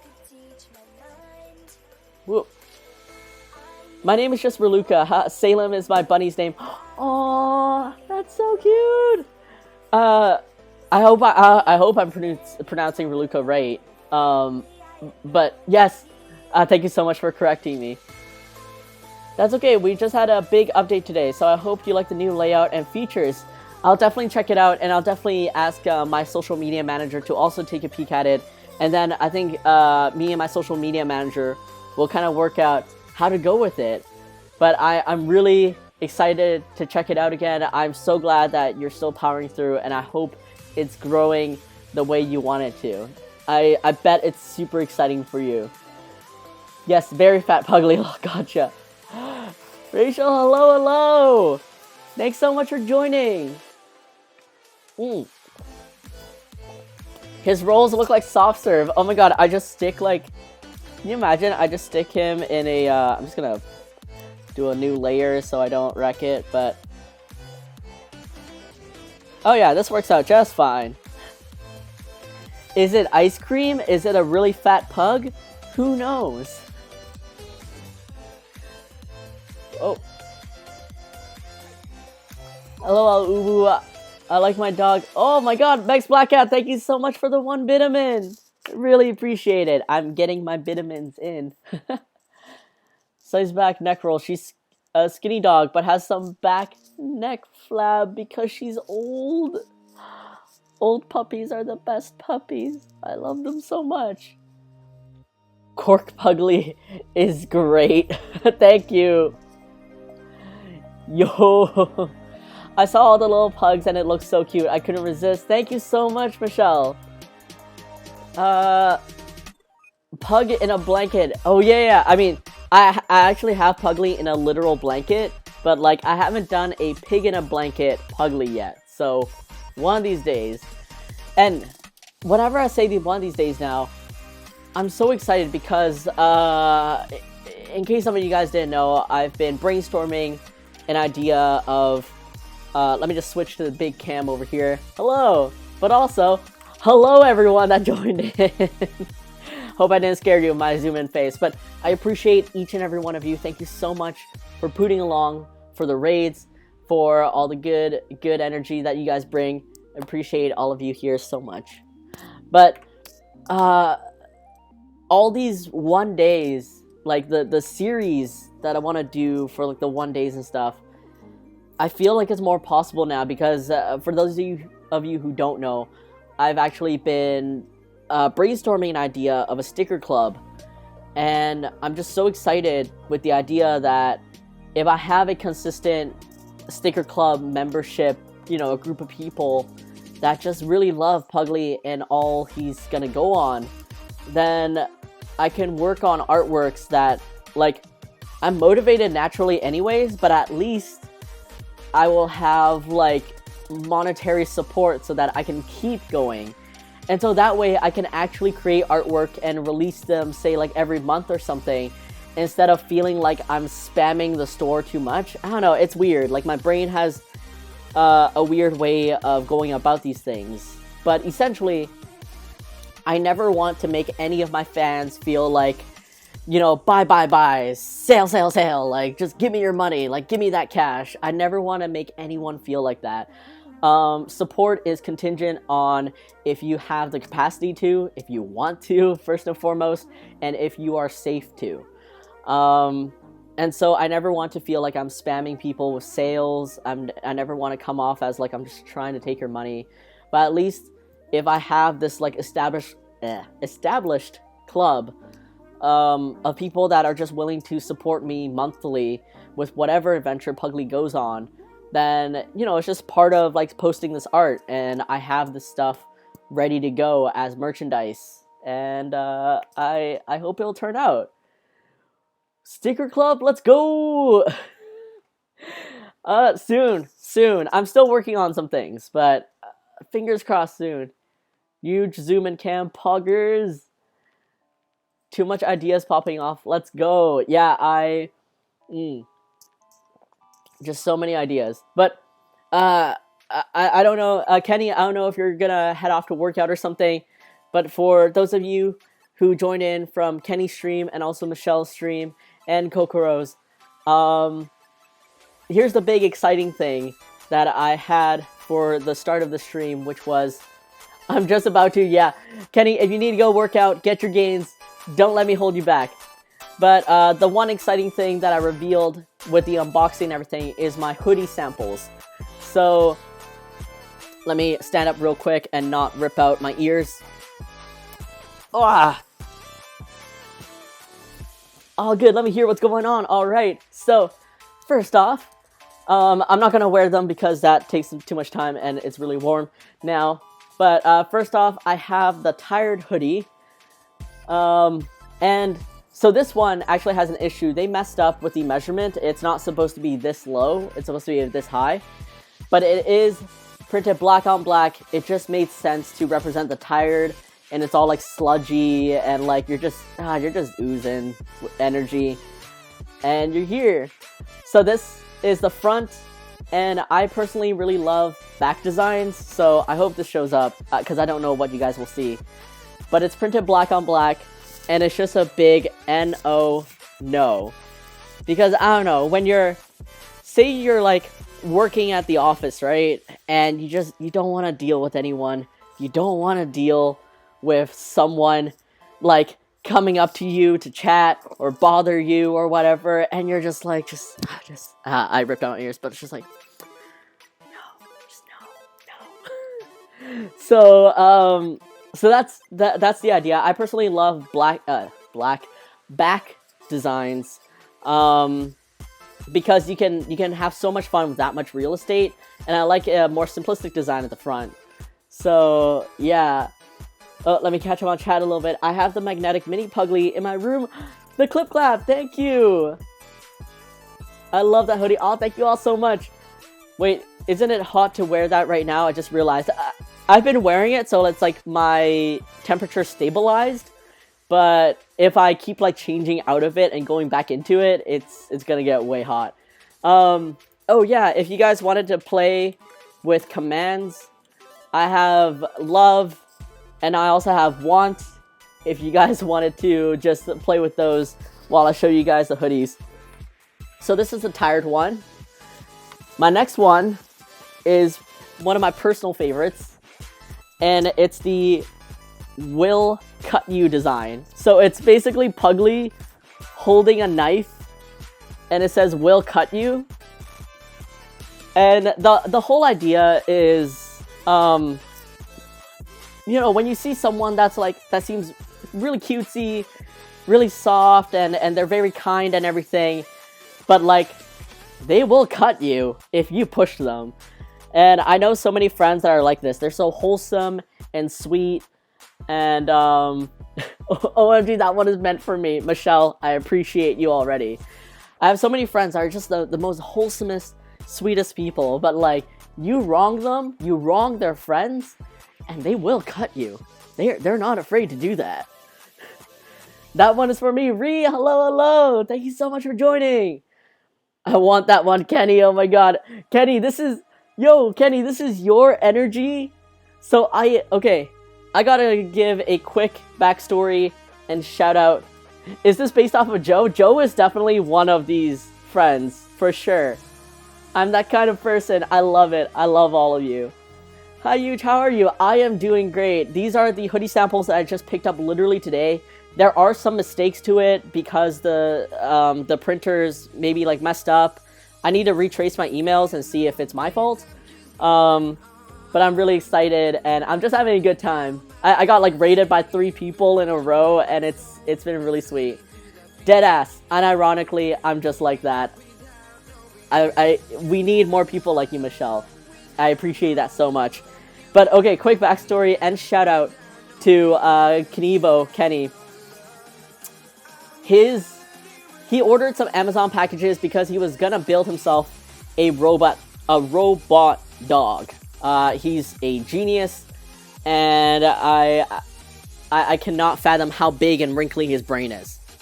So he ordered these parts to build himself a little robot dog.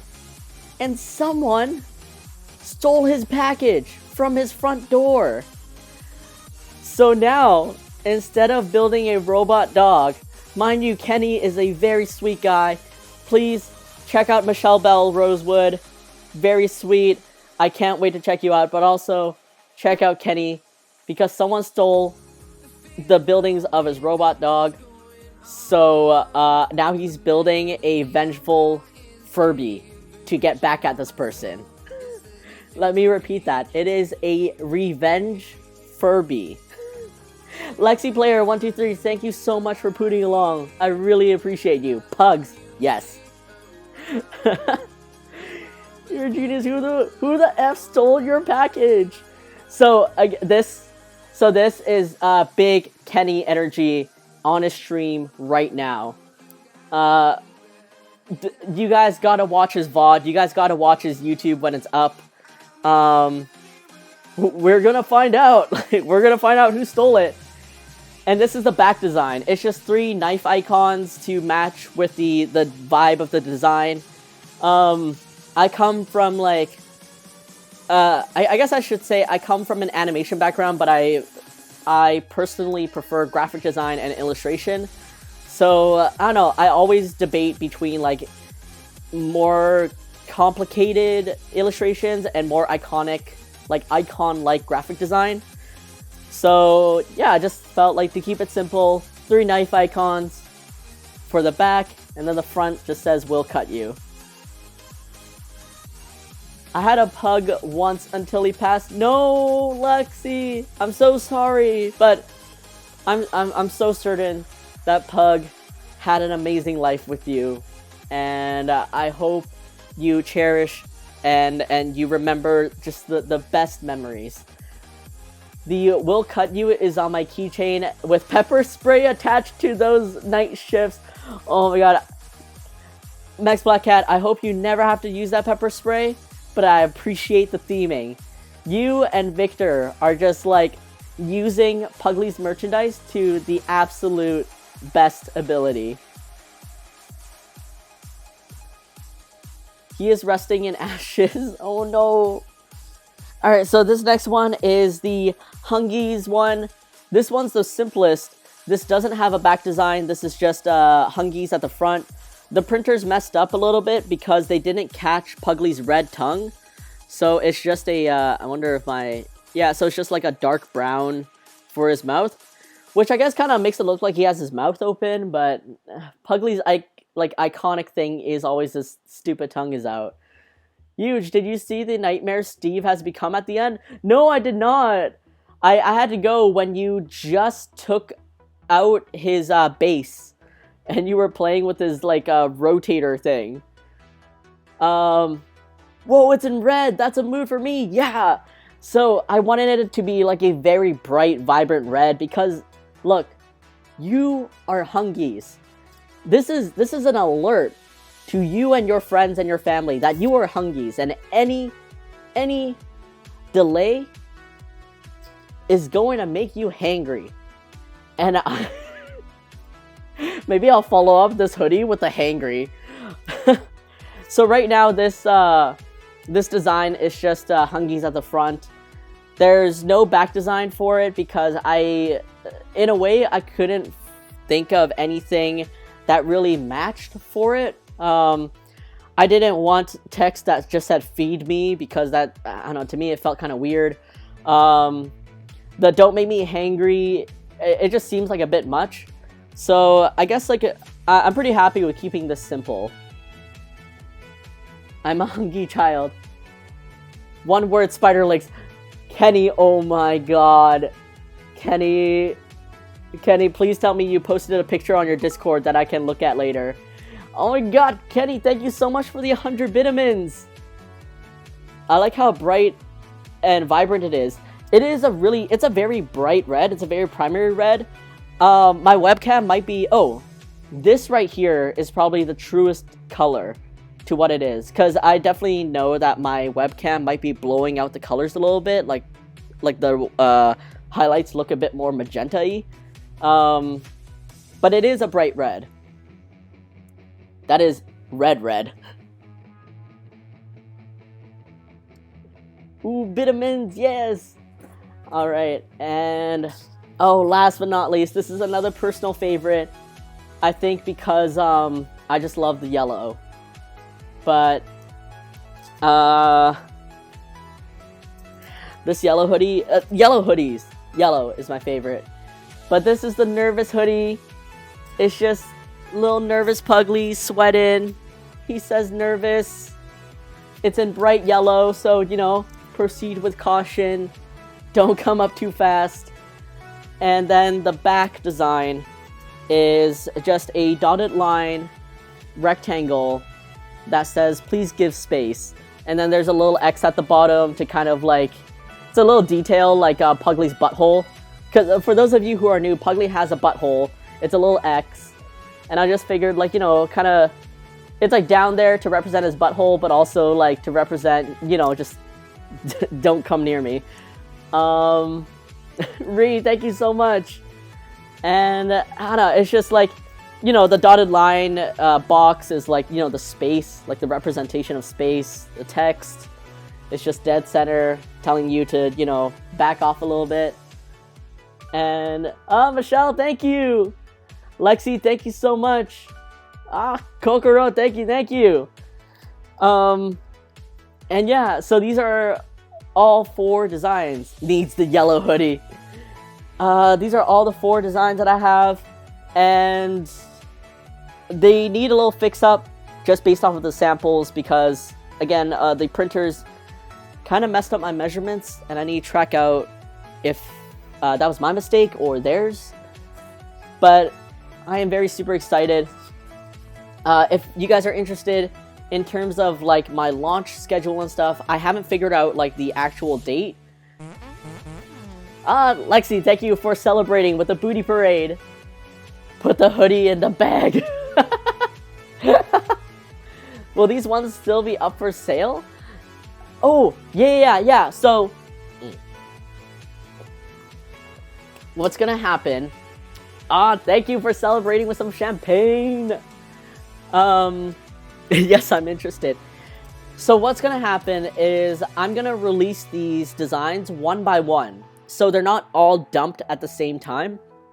I had the discussion with my team, because in one way I don't want people to miss out, but then Beth brought up a good point, which is people might not have the money for like all 4 designs at the same time, and they might want like more than one, and maybe they can't like shell out like say like whatever huge amount at this one moment, which made total sense. This is why I have a team, because I do not think of this.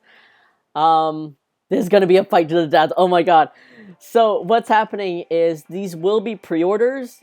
So once I'm like ready to go and I think I've got like the best kind of rate I can go for, they're gonna be pre-orders so that people will know, like, or at least I will know what sizes to order, like exactly the amount to order. And then maybe I'll order like 1 or 2 extras just in case there's any issues, or some people like missed out and they really want it. Maybe I have a backup for them. And yeah, so these will be one by one. And earlier on, we all decided that nervous would be the best one to go for the first one to launch, because it just seems very fitting with the theme of, you know, the COVID's not over, but more things are going to like stage 3 or stage 4 of opening. More people are now going back to like quote unquote regular life, and some people are vaccinated, some people are like half vaccinated, some people are lying about being vaccinated, and it's kind of like an iffy time. I think a lot of us, or at least I definitely, have mixed feelings where like I'm so excited. I've already seen some friends who are double vaccinated, but at the same time, when I hear about like this event is happening that usually draws in like 500 people to a single area or something, I get nervous. I'm trying not to be too like hopeful, but at the same time I'm trying to just look forward to things. Puglie has a toast with a butter on top. Yes. Welcome to my food Puglies. Just vibing on the side. The egg one's cute, isn't it? Myberry's art emotes are adorable. Yeah, oh my god. Myberry. Butter dog with the butter. So yeah, Nervous will be the first one up for a pre-order. And then I think a little later on, I guess we'll kind of decide. I think in terms of asking, I'll ask all of you here on Twitch for input for what the next one will be released will be, and then maybe like my newsletter people. If you guys don't know, you guys can check out, I think, Max Black Cat, thank you for the 100 vitamins. Thank you, you didn't have to. Oh, also real quick, Kenny, if you're still hanging around, please go get your gains. Thank you so much for being here and enjoying the new hoodie samples. But yeah, if you guys go to pugliepug.com, I do have like a newsletter like midway through the page. And that's like what I call the loop, because it's a donut and you guys are now in the loop. And yeah, that's my way of being able to like formulate my thoughts and connect them a lot more cohesively, and then ask some people for feedback, or just keep you guys updated on some behind the scenes or upcoming stuff. But yeah, TLDR, Nervous hoodie going up first for pre-order, and then afterwards I'll ask for feedback, and I guess we'll see how that goes from there. The hoodies are not a staple. They're very much a special limited time item. That's why I have them for pre-orders, and then I probably won't be, having them restocked in the future. So, fingers crossed, all the people that want them will get them. I'm melting now. It's a hot day. I'm fudged. It is still... Oh, the clouds are parting. Okay, I'll be able to withstand this for a while. Oh, alright. But yeah, that's the big update for today. How much are you selling them for? I'm still debating on price, just because I need to not necessarily shop around, but like I need to double check what the rates are that I'm getting them for. But I'm hoping to mark them at $35 USD per, which I think is a fair price for a hoodie, at least like for me.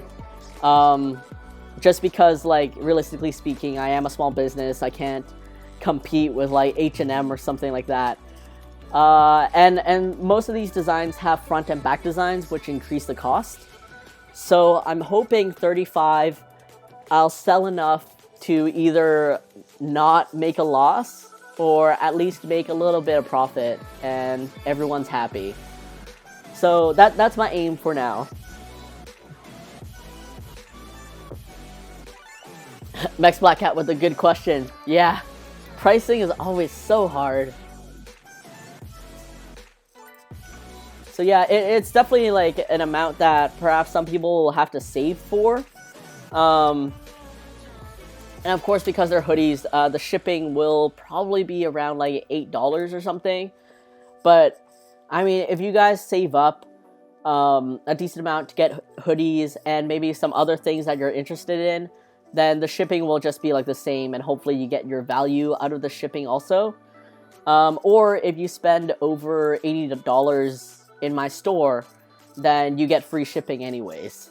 And that's me covering the cost because I am so appreciative of you just spending so much on my store.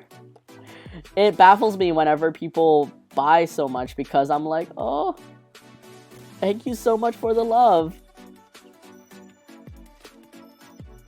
Ugh, sorry, angry water. Fighting with angry water.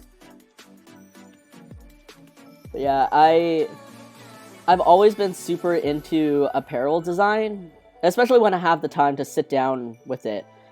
And so far, I showcased the hoodie designs to all of you, like way back before, and then I also showcased it in my newsletter, and it was just so, like, it makes my heart swell up, hearing having people reach out just to tell me how much they love the hoodie designs and stuff, and I'm like, oh, this is so sweet.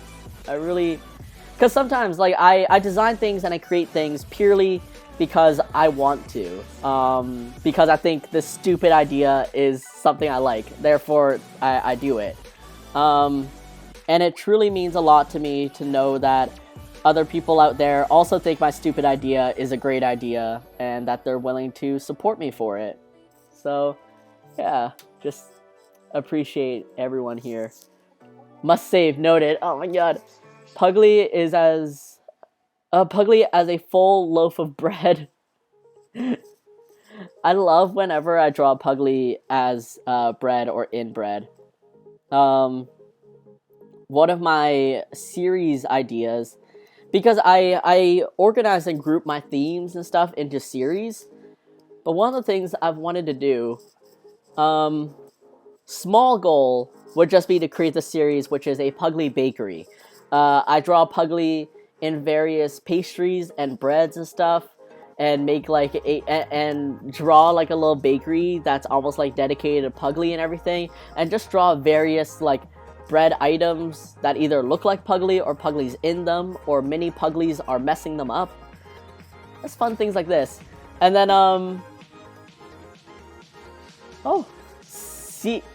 Selma Soares, thank you so much for putting along. I am very sorry for butchering your name, but thank you so much for being here. I really, really appreciate you here. So yeah, that's the series, the theme, a Puglie bakery. And the next thing, thank you so much for the booty parade. Hello, hello, celebrate. The extra step in that series would be if I could collaborate with a local bakery or baker and actually make some of these Puglie looking pastries or breads or something a reality. And so I would collaborate with this person that is great at baking, their stuff is good, and it's like a collaboration to make these food items real. Oh, my work is, oh, I still haven't used the stickers I bought from you. Oh my god, Kokoro! It's okay, I know plenty of people that just hoard them. My work is providing bonuses for employees who got fully vaccinated, so I'm like, hella. That's really sweet of your employee, like your work though. It's so precious to me. I think it's a great idea. Thank you so much, Michelle. Also, I miss seeing your booth at cons. I miss cons too. And I remember how I'd always visit your booth and not being able to leave you because it's so nice to talk to you. Oh my god. Thank you, thank you. You kept me entertained and sane, and that's what I really appreciated. Puglie Bakery, Puglie Pastries, good bay. Puglie as a watermelon. I actually already drew Puglie as a watermelon. That's water. I can't spell. I was spelling water lemon. Oh, there he is. I don't know if Puglie watermelon showed up in the slideshow, but here's Puglie watermelon. Oh, dang it. How do I do this? Wanna be famous? No, I don't. Oh, there we go. Cool. My computer is lagging so hard just from the pop-ups of Twitch. Oh. Alright, see you next stream.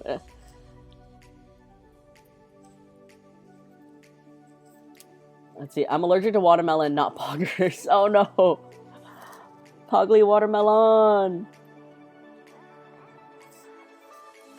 Huge is already famous to us. Oh my god, you guys. I am just a little guy with a little pug. Just here for dreams and memes. Dreams and memes. Oh, that's another thing I've wanted to create, like a meme series. Like all the famous memes or some of the memes that I just really like, I want to draw Puglie as them.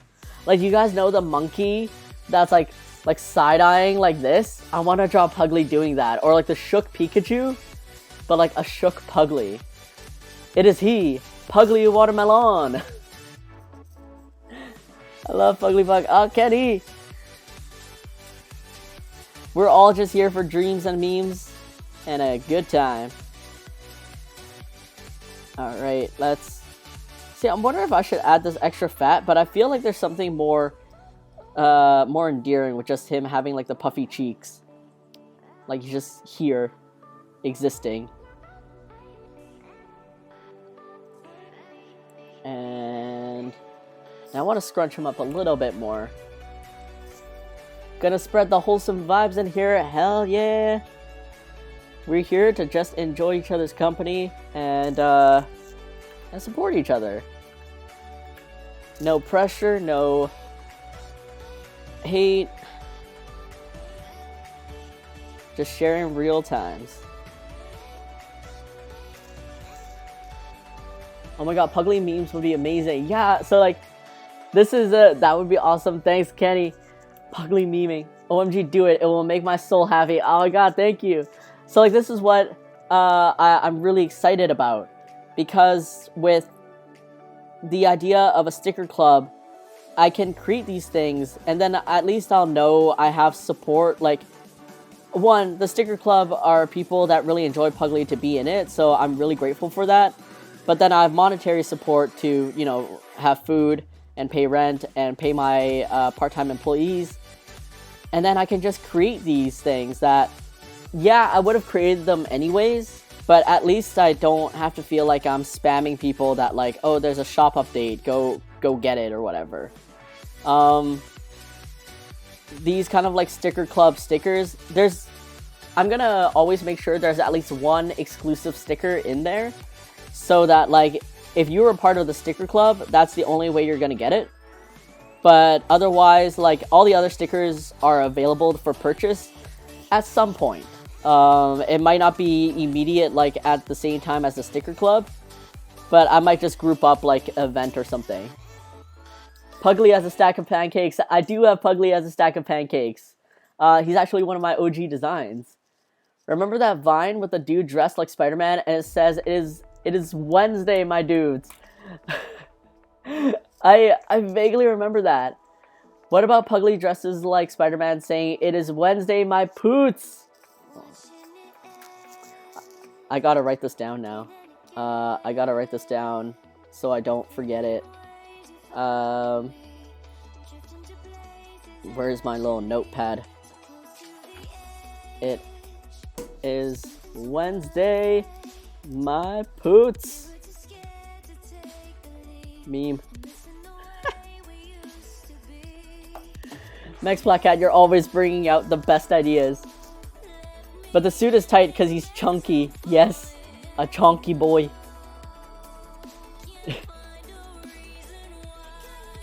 I love using your stickers from Sticky Club. Quantinator, thank you so much. Yeah, with my journaling, I definitely used my own stickers too, and I'm like, man, these are so cute. I'm so glad I designed these. Alright, I wonder if this will fit in the template. I wonder if this heart will also show up. Just a little chunky Puglie. Alright, let's see if the Twitch emote. Okay, that's the size. Huge, I gotta order so much. Getty, and oh my god, no! What do I want to see Puglie as the... Oh, you want to see Puglie as the Stonks guy? Yes! Oh my god, I love the Stonks guy. I love the Stonks guy so much. What if, like, you know, what about it is Pugs Day, my poots? Also works. Like, what if the Stonks guy, like, he's in a suit, he's, like, standing like a normal human body, maybe he even has, like, that weird, like, human neck, but it's just Puglie's face. Oh.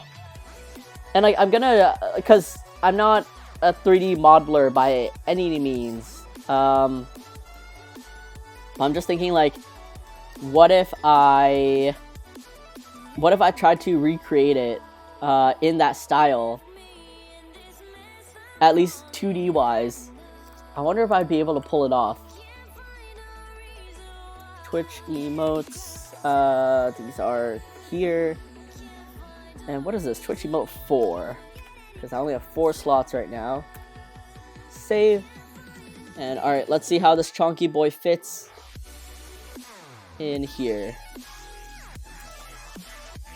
That would be amazing. Yeah, I love the Stonks guy. And honestly, Stonks just makes sense. But it's like, Stonks? Question mark? Let's see.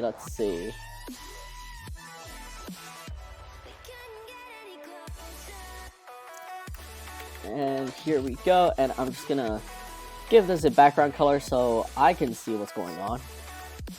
Okay. Oh, you know what? That fits pretty well. I can possibly extend this a little bit. And he's just a chonky boy.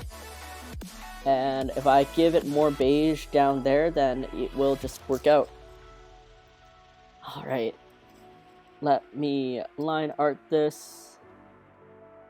And then let's hope Twitch approves, which I'm sure they will.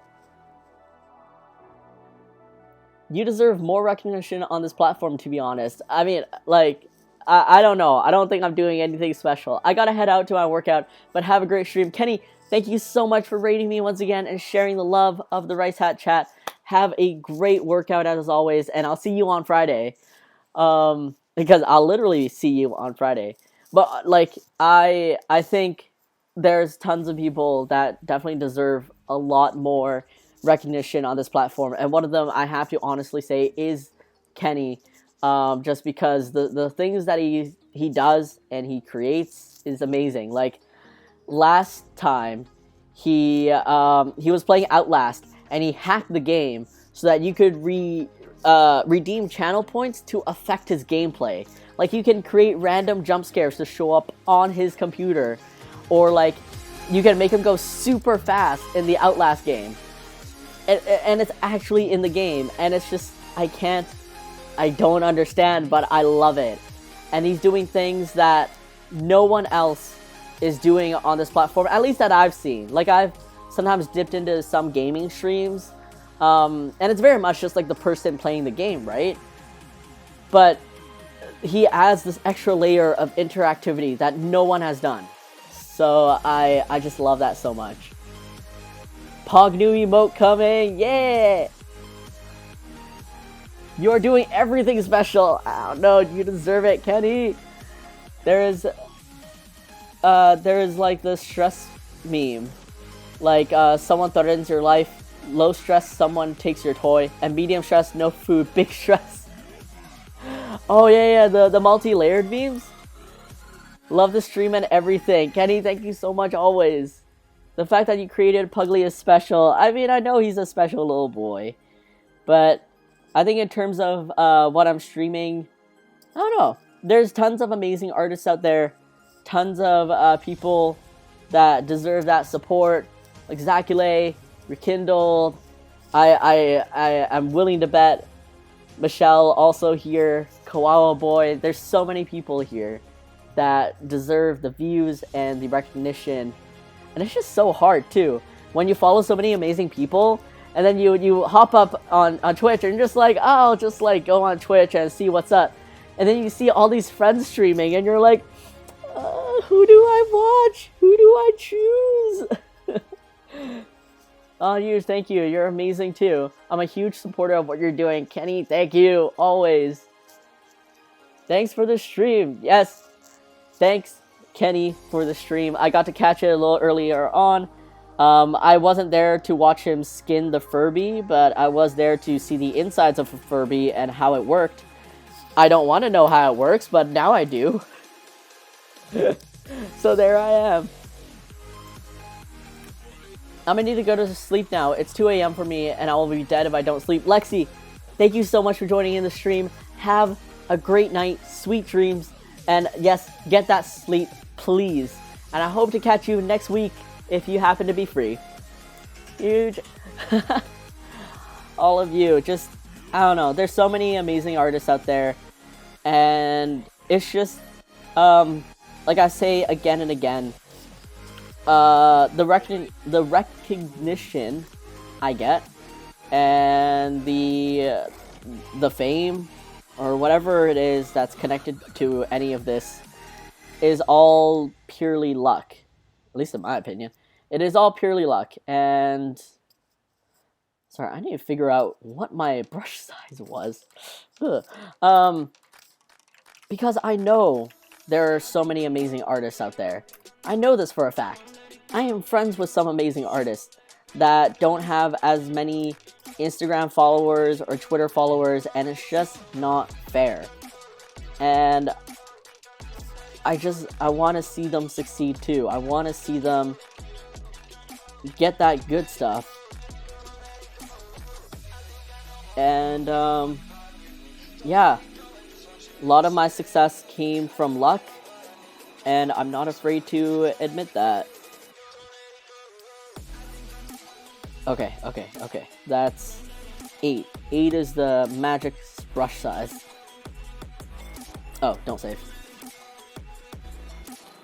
Do you still talk with Birdie? Not so much. Like, not that we had a falling out or anything. It's just like, you know, he's in Calgary. He has his own life. I'm in Vancouver. I have my own life. And, like, we're still friends, but I haven't caught up with him since, like, I don't know, like, Anime Revolution, or the last time he was in Vancouver. I think so. Last time he was in Vancouver, or last time I was in Calgary. So, yeah, I don't talk to him regularly, but he's also a super busy guy, so he has his thing going on, and I'm just sitting in the sidelines being very proud of him and all that he's accomplishing. True, he's busy with his merch line. Yeah, his merch, his like 5 cars or so.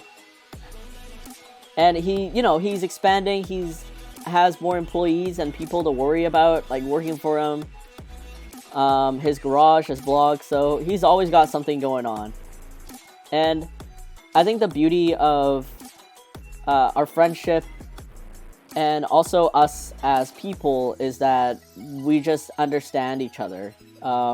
We understand that kind of busyness, that kind of drive to be doing something and be very focused on that. And, you know, we don't hold it against each other if we don't, like, catch up or anything, because we just have stuff going on, and that's totally fine. Alright, so here's the little roundness over here. And this is a really thick brush compared to my line art, but it's I try to keep the same brush setting for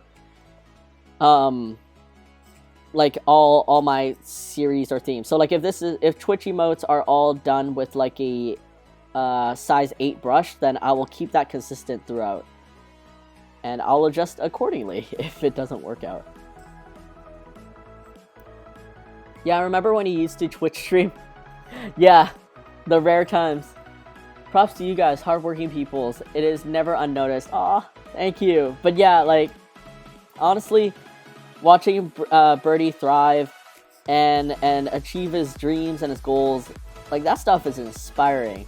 And I'm just so proud of him and all that he accomplishes. Alright, let me see how this sorts out first for the face. So that's kind of like the most important part.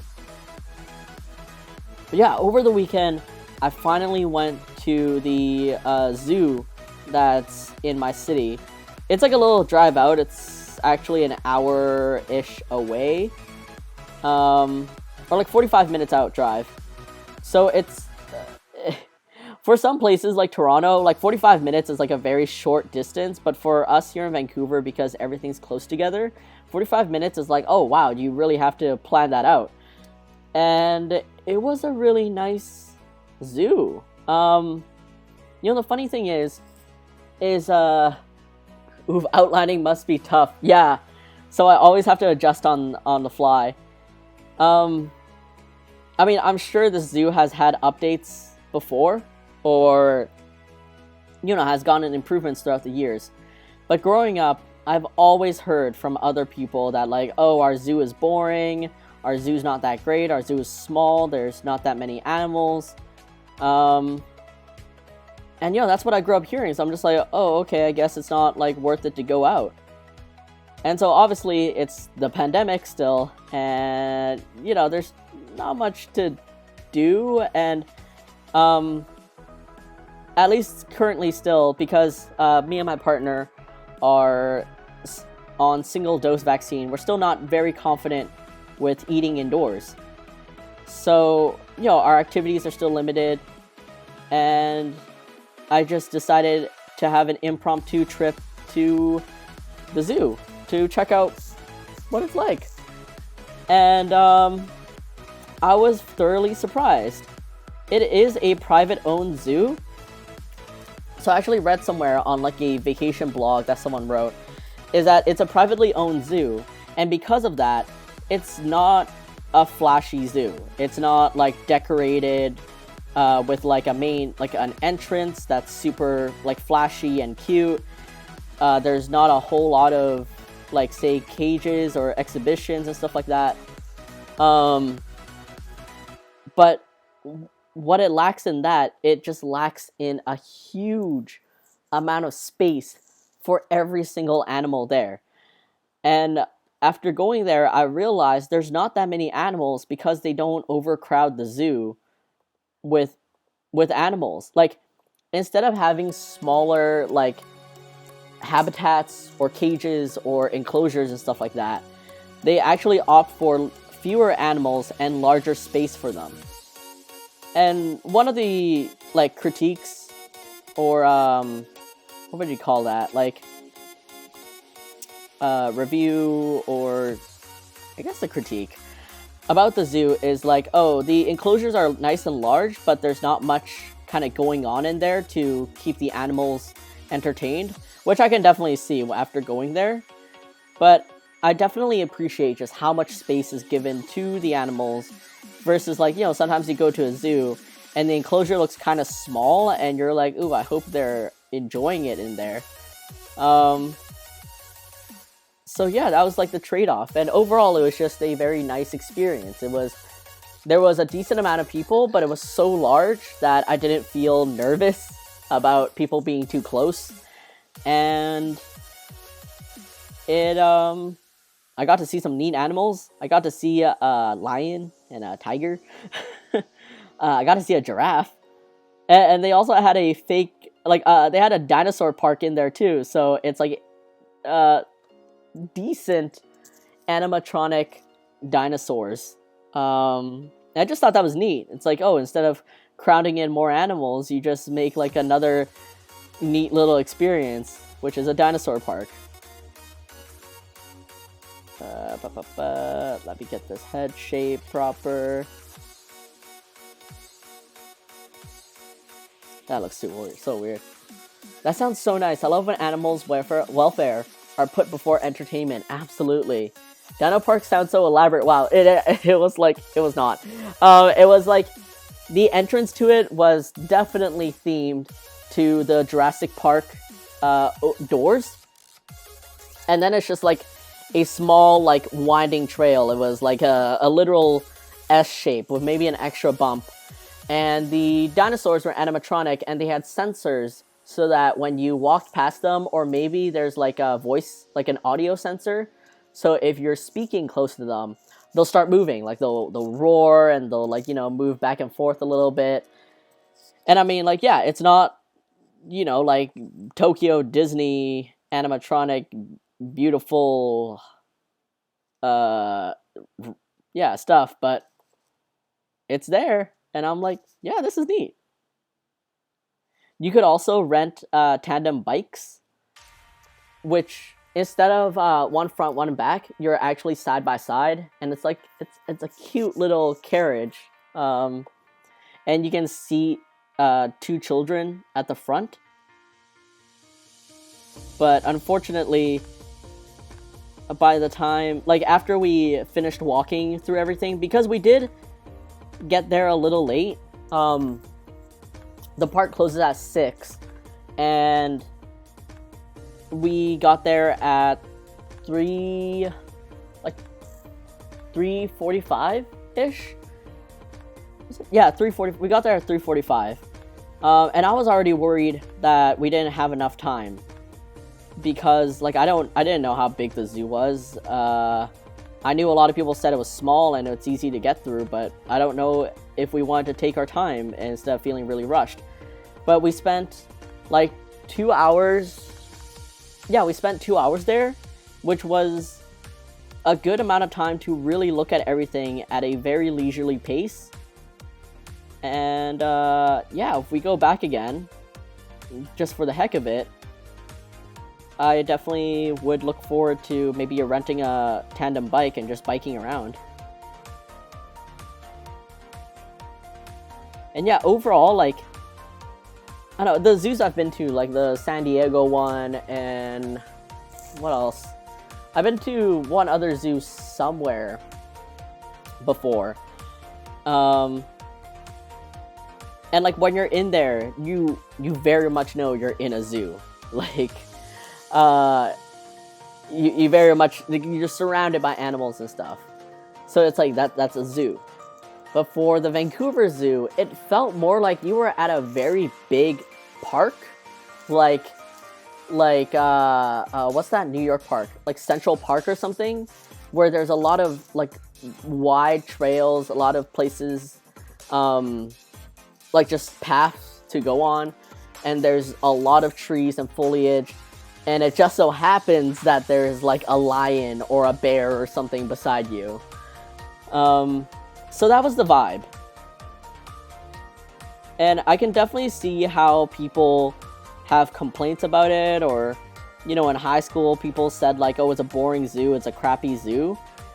But I think it just reminds me again that you know, you can hear reviews, you can listen to people's feedback, and you can be warned about things. But if the thing is not, say, detrimental, or, you know, like, don't touch an exposed wire, and you're like, I want to try what it's like to touch an exposed wire, like, that's on you. Like, but if it's not detrimental or life-threatening or like any danger to you, and you hear reviews about it being like, oh, it's boring or whatever, it just goes to show that, like, just try it for yourself. Because yes, I can see how it can be boring, but it wasn't for me. It was a very pleasant experience, and I think it's a worthwhile try for anyone. Another good reason to go back, exactly. Get to see some good animals, maybe go back with friends, and then get the tandem bikes. Maybe go there a little earlier, just hang around, just activities to do.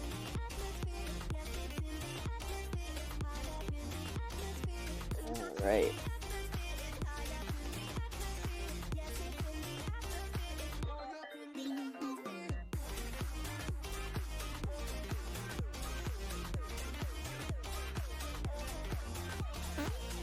Oh. Wakey Adam?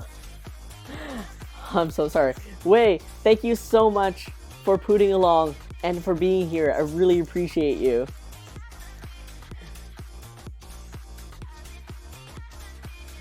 Let's see.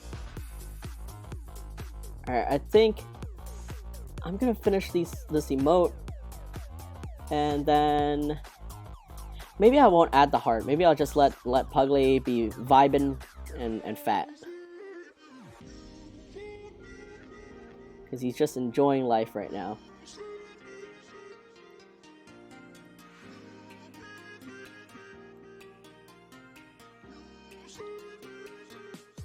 But oh my god, I didn't know if oh, the stream's gone black for me. Oh no, it froze up for a sec, so I refreshed, and now it only plays audio. Wait, what the heck? I just checked my stream summary. I think it's lagging for me a bit, but you should refresh it. I did. Oh no.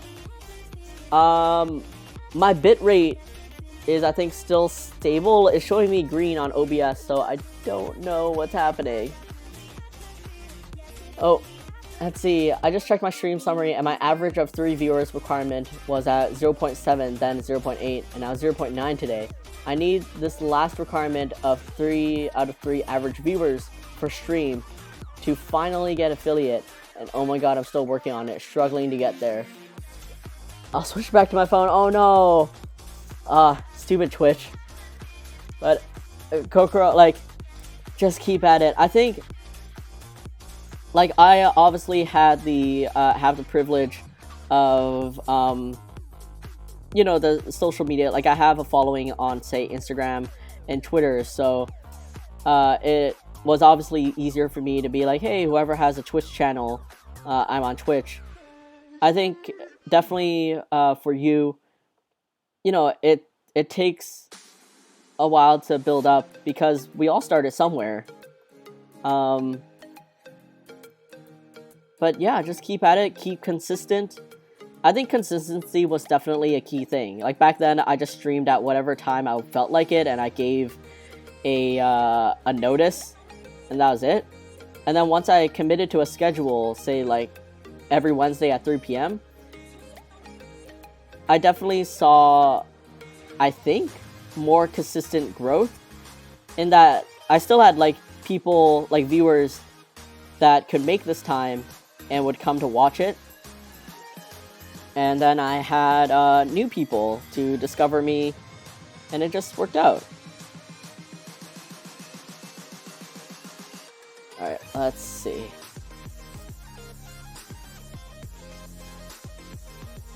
I've achieved 3 out of my 4 requirements for path to affiliate. Oh, my iPad was being a piece of shit. Damn it, iPads. Same, and I'm already affiliate. It doesn't help, I'm not very consistent, and I don't stream very often. Yeah, that's, like, the tough part. I definitely had to, yeah, I think, like, I've spoken about this before, but when I was started out streaming, and even, like, a couple months back, I still had that nervousness or anxiety with streaming. I definitely, like, I was like, okay, I'm committed to 3 p.m. to go on stream, and then come, like, 2:30, I'm like, oh my god, like, I can't do anything. There's, like, 30 minutes until stream, I can't do anything. I have to, like, sit here and wait, and I'm, like, sweating, and I'm like, will my stream be good? Will I make, you know, will I be entertaining? Like, what will I do and stuff like that? And I think with practice now, I'm just getting better at starting up with streaming and staying consistent. And funny enough, I made this overlay as a way to encourage myself to stream more.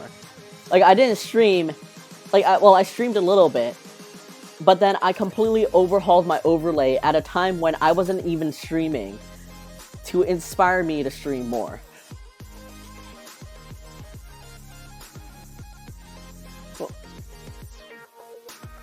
Heck yeah, I love consistency. It's like watching TV. Oh my god, yes. The, playing at 8 p.m. Central. Like, growing up, everything always played at 8 p.m. Central, and I'm like, I don't know what this time is. Sometimes I'm not feeling it. Sometimes my computer and internet refuse to cooperate. Yeah, I definitely know that feeling. The idea of not feeling it, and then not wanting to pressure yourself or force yourself, because then you don't come off. I think it can show through if you're not good at, say, like, it's not like you're lying to your fans or anything, or your viewers. It's just more like being professional. And say if you don't have the energy or whatnot to work with it, to just get the job done, then it can come through that, like, you're tired or you're not feeling it and stuff. And that's really rough. But yeah, the computer and internet also sucks.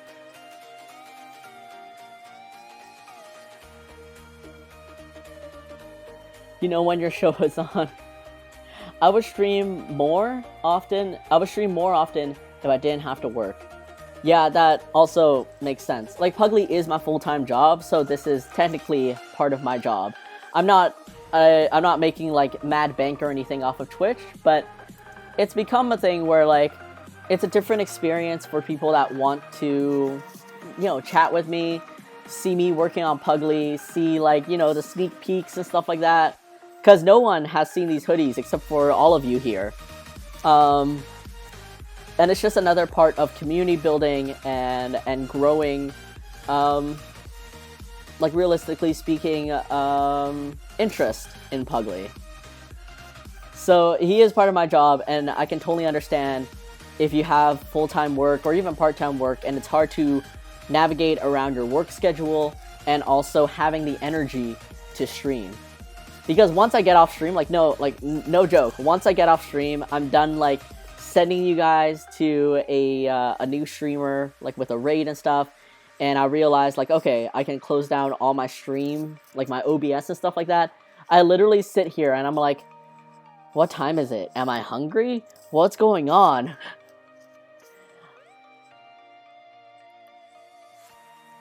I made it in Pig Crew. That sadly no longer exists. Pig Crew doesn't exist anymore? What?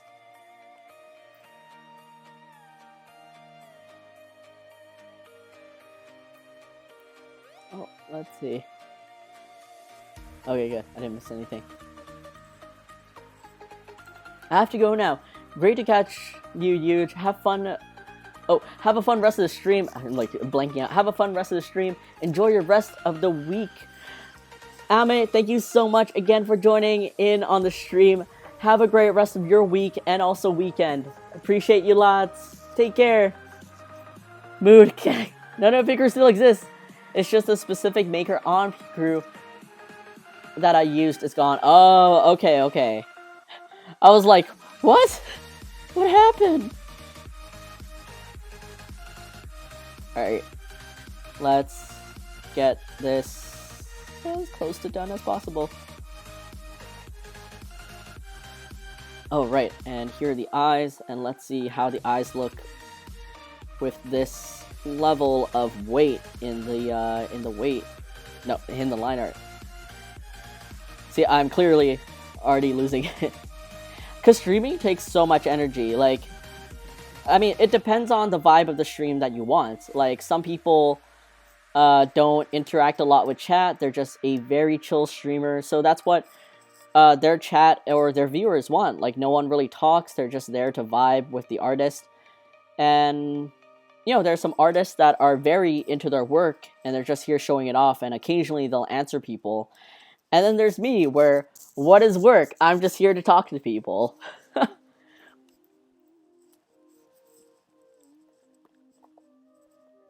So it definitely depends on the type of community and the vibe that you want. I mean, it doesn't even have to be, not like consistent, but like, say, Wednesdays are your hype streams. Like, that's when you really want to catch up with chat, you want to talk. And then maybe Friday is like, Friday vibes, and you're just there to play music and do art and just take it at a much slower pace. And then as you grow your community, they'll know the days that they're most interested in, and and then you'll get either both viewerships or some dedicated to one day or another.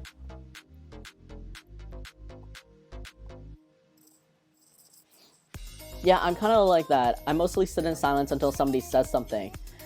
Yeah, for me, it's like, when I first started streaming, like not even me restarting my Twitch channel, like I'd say 4 months ago to get to consistency where I am, but like way back then when I started Twitch, that was how I did my streams. In a way, because like I didn't know what I wanted my stream to be like, and I didn't know what streamers did. I didn't know how to really go about a live stream or what people would like and stuff. And then I think as I watched a couple more streams, just random streams, like just chattings, some art, I rarely watch gaming, honestly, and it's purely because of the lack of interactivity. Usually when people are playing games, they're very focused on the game, which is what they should be doing. But when someone's really focused on a game, like they're trying not to be shot or something, there's not much interaction. And if you really love watching the game, like that's totally for you. Or if you want to watch this very skilled player do some trick shots, totally for you. Me, I want to interact with the person that's streaming. I want to chat and ask how their day's going. If they're doing something, I want to be able to like interact with that in some way, or just like enjoy it and tell them how great it is, you know? And then as I watched a couple of streams just here and there, I began realizing what I wanted to be, which was more interactive, more talkative, because I can draw anytime on my own, but having a one-to-one interaction with like fans or even new people, that's totally different. And granted, I am a natural extrovert, so this comes easier for me. I have channel rewards where people can request a fun fact to hopefully spark a brief conversation, but they rarely get redeemed. Oh, okay. For me, I still need to configure things for my channel. Let's see, I can never think of anything to say, and I have so few viewers that chat rarely moves. I'm also very focused on the art too, but the whole time I'm trying to think of something to say. Oh, okay. So, here's a couple of tips from also a very noob streamer. Mind you, very noob. I'm not professional in any way. As you can probably see from my viewership, I'm not some hot shit or anything, but this is what gets me going so that I'm comfortable in my stream. Hold on one sec. And I saw these tips from another like streamer's YouTube channel, which I thought was really helpful. Like, sometimes they seem kind of clickbaity, like 10 mistakes every beginner streamer does or whatever, but I'm like, whatever. I just played them in the background. So these are the tips that I resonated with the most. I think if you're truly interested, go check out like some YouTube videos on like beginning Twitch streamers or beginning live streamers. Maybe there's some things that you'll resonate with that I didn't mention. First and foremost, at least personally for me, I turned off my statistics on my stream manager. I mentioned this earlier. I'm not sure if you were there, but I was telling this to Kokoro. Did you just say you're not hot shit? But yeah, the stream manager, I'm pointing at here, except I'm the only one that can see my screen, so I don't know why I'm pointing. I have my stream manager open, and the only statistics that I have going on is my session time and my bit rate. My viewer count, my follower count, and my subscriber count is hidden. So at least the number doesn't trip me up. I do have viewer count hidden. Yeah, good. Because I think that's the most important thing for anyone starting out. Don't let the numbers trip you up. Don't let them, like throw you off. If one person talks, or even if no person talks, just go ahead and just talk. Just imagine if you're going to export your video to YouTube, or it's going to be a VOD. Like, maybe someone couldn't catch your stream because, like you said, you don't stream consistently. But hey, they are interested in you as an artist. Just imagine if they wanted to catch up with you and they're watching a VOD later on. that helps me set in place, like, to make it more entertaining, even if the chat itself is not going. And I get how hard that is, because I've obviously also experienced when chat was just dead. Let's see. I redeemed Kazoo Time on a Callie stream, and when she asked for a song request, my mind went blank. I love that. Callie will do that for sure. And then my second biggest tip is to plan out your topics. So what you guys don't see is this little post-it note. Let's see if my camera will pick it up. Nope, it's like hot pink and brown. I have a little post-it note just underneath my desk here. And these are the topics that I will bring up if chat is slow, if, yeah, honestly, if chat is slow, or if chat is completely dead. And, again, with that mindset that this may be a VOD, that even if one person watches, if they want to catch up with you, if they want to listen to how your day is, do this for the VOD guy. Because on this, it says, in point form, happy birthday, Victor, because I'm reminding myself that if Mex Black Cat is in here, I want to wish Victor a happy birthday. Hoodie unboxing. Even if I have a giant box next to me, I'm just writing this down that, like, hey, I want to get to that box. That's something I'm really excited about. The zoo that I just talked to you guys about. That, again, I'm talking about my weekend plans. I went to the zoo. I've been told my entire life that the zoo is boring. But I went for myself. I had fun. And it just goes to show that you should try this out yourself. I didn't think to plan it. Yeah, it seems so obvious, and yet even I didn't think to plan it until I saw this YouTube video, which was like, hey, plan some of the things you talk about. I wrote down final emote, which is what I'm working on the screen right now. I wrote down, this was like a second before the stream, I wrote down Flintstones, vitamins, bits, and that's me telling myself that, like, my bit badges are going to be Puglie vitamin sizes. And then lastly, I have a sticker club name, because that's prompting me to ask if the chat is lively or whatever, what the sticker club name should be. And even if the chat isn't lively, I'll just say, like, this is very me right now. If there's not much going on, I'll just say to myself, like, I'm really excited about the sticker club I'm coming out with. And one of the things I'm bumping into is I don't know what to call it. Like, in a way, calling it Puglie Sticker Club is very to the point. It's very, like, you know, it's just there. It's a Puglie Sticker Club. What do you, like, what more do you want? But I want to come up with a punny name, because I'm so proud of my newsletter called The Loop. Because it's like, oh, a donut is a loop. And it's almost like, oh, if you're a part of the newsletter, you're in the loop. Like, you know, that's a saying. And I just think that's so witty of me. Like, like, I'm just like, oh, I'm so big brain for once in my life. And I just want to find something that clicks like that in my brain for the sticker club. Kind of like how I just thought of Flintstones vitamins for the bit badges, but, like, obviously they're going to be Puglie vitamins, because I keep calling the bits vitamins for some reason. I just started that for myself. And then I thought of, like, okay, well, I can't draw pills because it looks like drugs. So how can I make this look very wholesome, like vitamins, like vitamins? And then I literally just thought of Flintstones vitamins and how they're characters, and they're colorful, and it just made sense.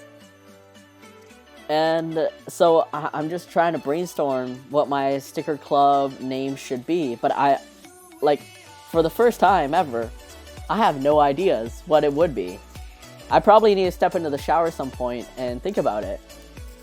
And, like, quite earnestly, if there's nothing going on chat, that's probably the conversation I would have with myself. That's, like, my train of thought.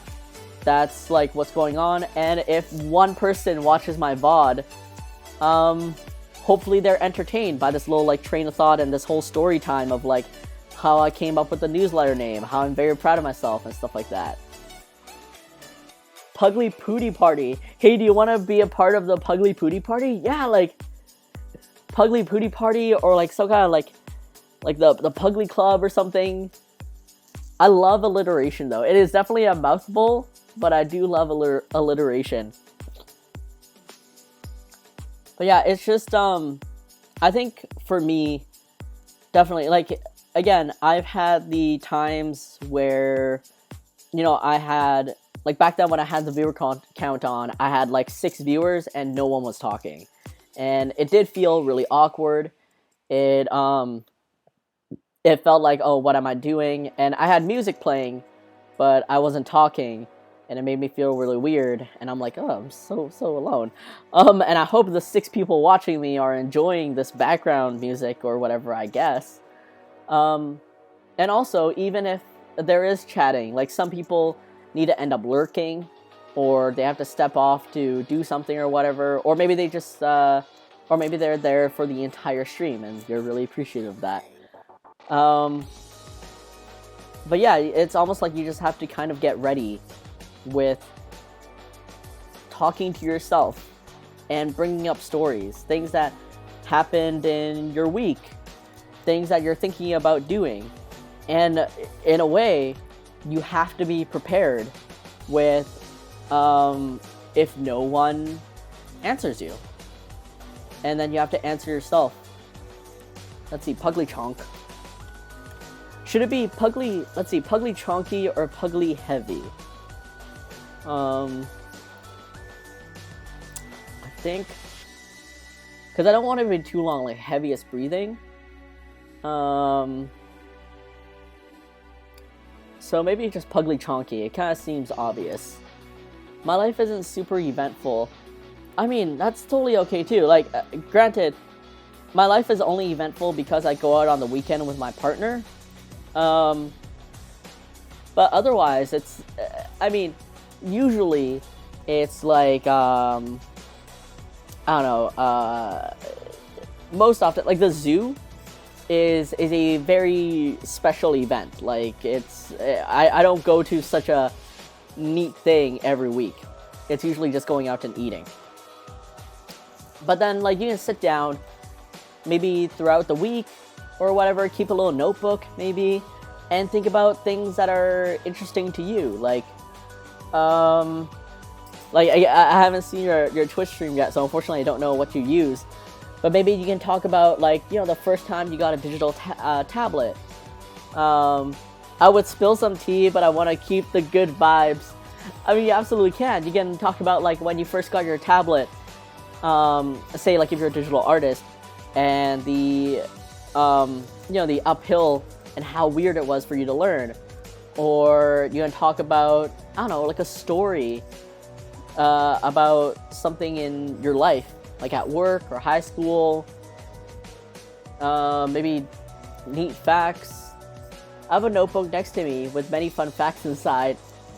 I mean, sometimes, like, so I think sometimes there is some intimidation with channel points that are directed to you in a way. Like,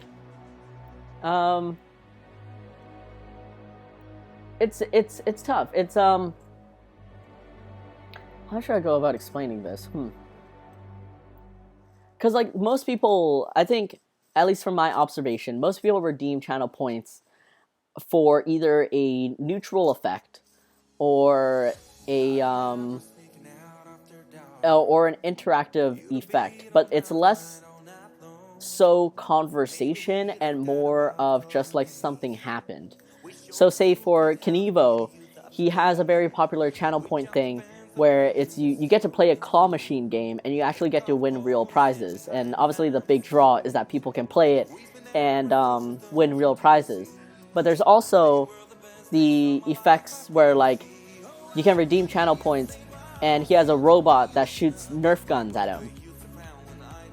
For me, it seems like a lot of people just enjoy playing with the GIFs and using that to celebrate things or just try something out. Other people just like making fart noises and stuff. So in a way, it's almost like these, what people gravitate towards is very low a very low commitment to needing to follow up with something. Oh my god, the Puglie Sticker Society, like it's a cult or something. Oh my god, that's so cute. But like, by the way, this is like, take my observations with a grain of salt. Obviously, I would definitely recommend you to do your own like research, check out other stream channels or whatever. But yeah, another really popular one that I go to that has like a lot of channel points is my friend Drencelios or Edrine. Wait, how do you do fart noises here? Oh, you can. But on Butai Arts Twitch stream, she has a huge selection of fart noises, and it's great. But yeah, on my friend Edrine's stream, he has a lot of channel point redemptions, and people like redeeming them to make him do like a Korean dance, or what else? Like a funny TED Talk, a rap, doing like funny doodles. Like he does this where he does like a doodle blindfolded. Like it'll be like redeem a doodle blindfolded, and then he'll be like, what do you want to draw? And then, you know, the person that redeems it will have to offer something like Psyduck. And he's like, all right, I'll draw like a Psyduck blindfolded, and then it's like a big reveal, and we're all laughing and stuff. And yeah, it's very much just the level of interaction that someone wants to put in as a viewer that you have to consider. So back to like your idea of like, oh, redeeming a neat fact about me. It's like maybe someone's nervous about redeeming that because once you put out that neat fact, they'll like at most they may say, oh, that's really cool and stuff. But then it's almost like, do they have the energy to continue on a conversation with you? Callie has head pats. Yeah.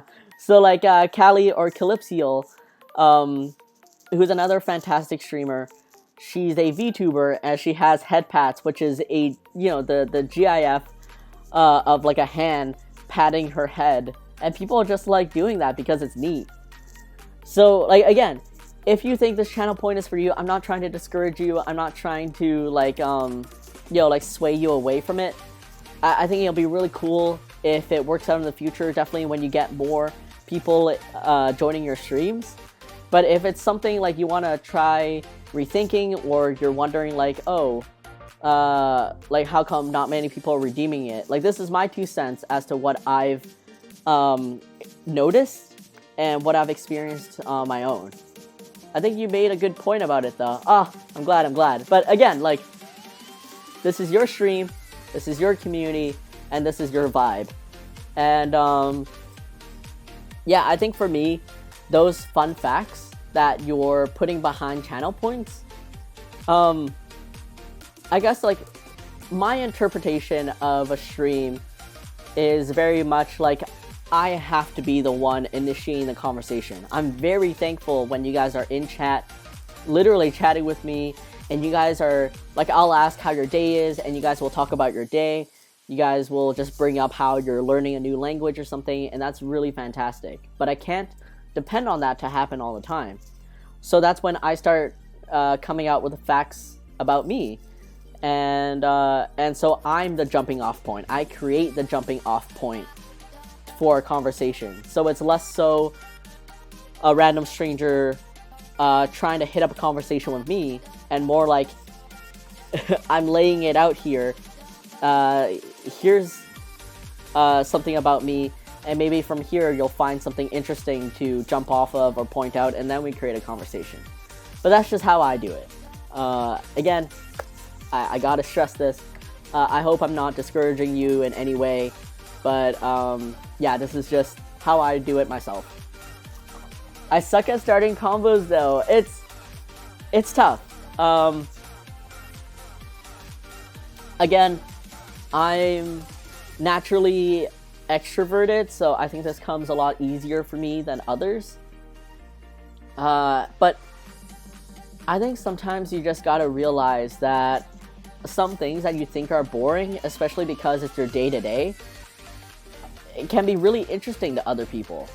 Like, say for example, someone works, like I think does Butai work at a farmer's market or something? But anyway, say for example, your normal job is, working at a farmer's market. That's your everyday job. That's like, yeah, of course that might seem boring to you, especially because it's a job and it's work. But to me, and maybe a couple other people, that's really interesting. Do you guys work directly with the farmers? Do you, like, how does sorting the fruits and veggies work? Like, do you guys get to take home some of the fruits and veggies? Like, is there a deal or anything? Do you guys know when some fruits or veggies, like say after 3 days, do you guys will have to take it off the shelf or whatever? So do you guys get to keep it? Do you guys have any like farmer market events? You know, are you a professional? Oh, I'm lagging. Let me check. Let me hold up a little bit. Very wise, huge. I don't know. I just say words and hope something makes sense. That's my life. I say words and hope something makes sense. Michelle, let me know if I'm still lagging or if I'm not lagging or something. Anyways, let me smooth over. Totally feel that. It's good? Okay. So yeah, with my farmer's market analogy, like I'm just thinking of these many questions. Yeah, that'd be cool. Like, is there like a spring farmers market event? Like, does the whole town come out? Are you a pro at looking at what's the freshest pineapple or what's the freshest tomato? Has it inspired you to create your own garden or something? Once the words leave, it's up to the words to come together. Yeah, words come out, hope it fit good. And like, you know, there's just thinking off the top of my head of the jumping off points of if you think like of you working at a farmer's market, like say if that's your job. And so like, yeah, your day-to-day might seem really boring. I mean, mine sure is. I always feel like my life is boring. It weirds me out that people think like I have some extravagant life going on. But I guess that's the thing to keep in mind, that we're from different, like, you know, boring doesn't mean bad. Exactly. Boring doesn't, oh.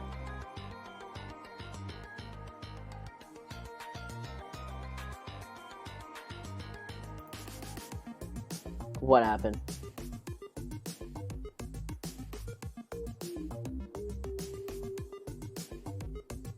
Am I back?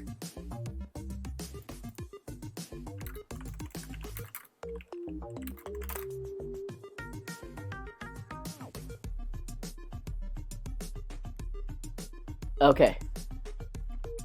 Okay, no. That's not you, Michelle. That is now me.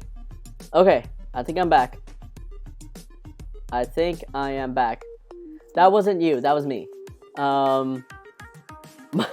My OBS was like flashing like red and orange at me, and there was no kilobytes being sent. Sorry. The FPS is still like 1. Oh no. So wait, is it just Michelle, or is it me? Or okay, maybe there was a lag. I'm back, maybe. I'm back. Cool. So yeah, like Quantinator says, boring doesn't mean bad. I'm okay, thank you, your local sandwich. Yes. Boring doesn't mean bad. Sometimes, what you think is boring is actually not boring at all. Like, look, I just came up with so many questions that I would like to ask someone that works at a farmer's market. And if they answer some things like they started gardening themselves, I can jump off of that too, because I grew up with 2 parents with like, they don't have 2 massive green thumbs, they have 2 massive green hands that they did not pass down to me and my brother. Like, We are absolutely awful at it. But my parents have an amazing garden at the back. They grow a lot of fruits and veggies that are all delicious and stuff, and they know how to do it. I don't. And this is just me, jumping off of a question that someone might have answered if they worked at a farmer's market. Same thing with if you work in retail. You can talk about all the Karens that you have to deal with. And like, I get if you want to curate your stream to be maybe less tea or less like bad vibes, but sometimes it's just funny to have everyone be like, oh my god, that's such a Karen. Like, I hate that. Boredom equals time for creativity. It is. Or it's time to just chill out and just project your soul out into the universe. It's totally okay. I've been thinking that maybe my stream, at least for the time being, is one of those places you can just go to vibe more than talk. And yeah, that's totally fine. And if that's what you want to be, at least for right now, then make it so. Just be it. Don't worry too much about what you think is popular right now, or what you see as like being shared the most or whatever. Just enjoy your stream because this is your stream. I talk so much because this is what I want my stream to be. I want it to be a conversation. I want to tell stories or just comment on things. And yeah, and it's because I'm inspired by this other streamer that is just very smooth with their conversations and their interactions. OMG, I get Karen PTSD sometimes from working in retail. I think that Karen PTSD, everyone needs to work retail at least one day in their life. Like, this should be a school requirement to work retail. This should be a school requirement for everyone to either work retail or work some kind of frontline customer service job. Because I'll admit this, I've never worked retail, but I was a rides operator at a local amusement park. And wow, some people who they're like on vacation mode and huge sips tea. Yeah, like some people. I'm okay with just existing, but I just get worried. That happens to everyone. Honestly, that happens to everyone, and it's okay. It's okay to worry. It's okay to self-evaluate. But in that evaluation, I hope you also realize your goals and what you want to do. And then you tell yourself, you know what? This is what I want my community and my stream to be. So I am at where I want to be. And if I'm not, then I'm just taking time to grow. I've never worked retail either, thankfully. But my mom has, and I've heard enough horror stories. Yeah, like, you just need to share these experiences, right? But, oh wait, hold on. Let me preview emote. Oh yeah, that's a chonker. He's a little chunky boy. The details get a little bit messed at the further area, like the I guess like the left side, his left side. But you know what? For what it is, I get the idea. He's big around. Let me see if I can actually increase the space a little bit. I'm gonna group this up, duplicate it, combine. But yeah, I worked as a rides operator at a local amusement park, and it was an alright job. I stayed because the people there were my friends. It was great and all. But wow, some people that are there are... the entitlement comes through everywhere. Like one time, so in the summer, my amusement park, so there's the amusement park that has the rides, some carnival games, some food and stuff like that. But then during the summer, it has a special event, which is an extension of the park, but is not actually like a part of the amusement park. So whatever's happening there in terms of, say, like events and schedules and stuff, we as employees don't actually know what's happening. So it's really early in the morning. We're setting up our rides, doing safety checks and stuff. And there's this lady that comes up to me and my coworker. And she's like, where can I find the pancake breakfast? And, you know, she shows us a slip and like the ad and stuff like that. And we're like me and my coworker are just looking at each other. We're like, do we know where this is? Like, no. And we're just sending her to the general direction because, again, this is just next to our park, but it's not actually necessarily affiliated. And we just sent her to the general direction of like, oh, I think like if you go to the next park over there, you'll be able to ask the employees there for more details. And then she just flips out, not necessarily directly at us, but just while walking away. She's like, everyone here is useless. No one knows what's going on. How do you even run a park like this? Blah, blah, blah. And we're like, ma'am, like in our head, obviously, because we don't want to get fired for our poor customer service. But we're like, ma'am, how come you don't know that we are not employees of that side of the park? How come you don't know any of this? Huh? And then another time, this was the funniest time. So this, our amusement park is in the summer. And our shifts start from morning to I'd say 4 p.m. or so. And then we change shift to the evening shifts. But earlier in the summer, before the sun lowers or so, we're surrounded by metal. It's an amusement park. We're surrounded by metal and stuff.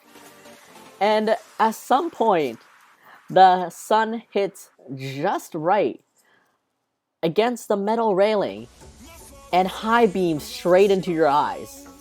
So no matter where you're looking, you're getting high beamed into your eyes by the sun, by the reflection of the metal railing or some metal part somewhere in the amusement. And sometimes you have sunglasses on, sometimes you forget them, or sometimes the sunglasses just make everything too dark and you can't really see much going on.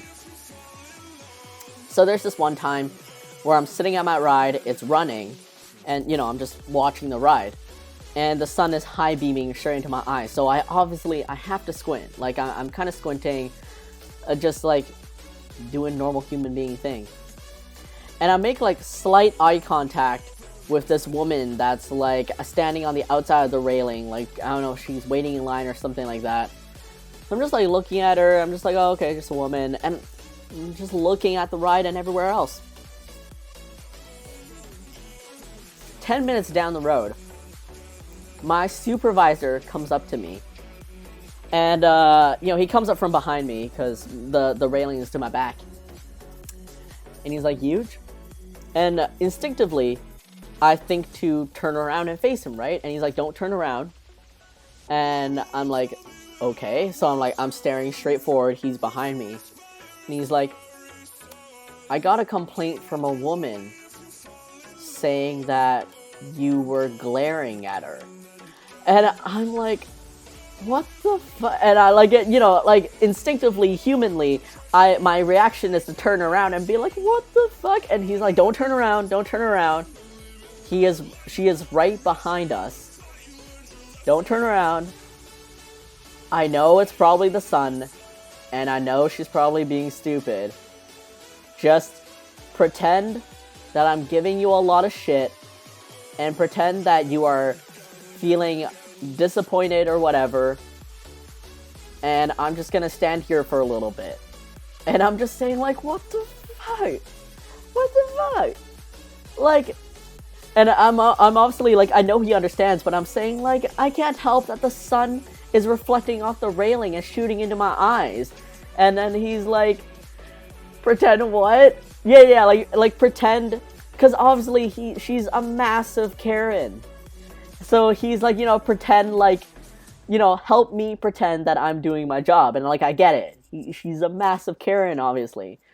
Um, and I'm saying, like, I can't help it that, like, the sun is beaming into my eyes from the reflection. And he's like, yo, I totally understand. You know, but she came to me with this complaint, and I have to pretend like I'm giving you, like, I'm reprimanding you or something. And I'm like, okay. And, like, a part of me is, like, laughing. And I'm like, what the fuck? But, like, another part of me is like, God, this is so shit. So yeah, just Playland things. Okay, you know what? I don't think there's really a way for me to fix this unless I lower the fat of the neck roll. But still blaming, but not blaming you. I mean, he understood exactly what I was going through. All our supervisors were at one point rides operators themselves, so they know exactly like the stupid stuff that that we go through. But no, it's more like a solidarity thing. Like, it's like, I already know that she gave him grief about it, and she's upset with me. And, like, he's not actually reprimanding me, he's just chilling with me and telling me to pretend like I'm getting told for my bad behavior. And yeah, and, like, by our policy set by our actual, like, manager or head of whatever, like, it's very much, the guest is always right. So even our supervisors can't really do anything about it because our higher ups would get upset about it.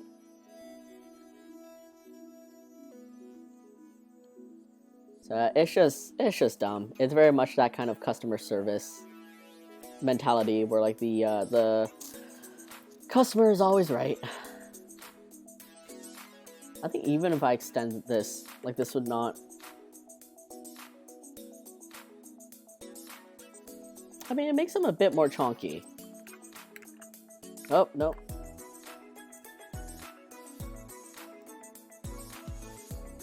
When I'm looking up still.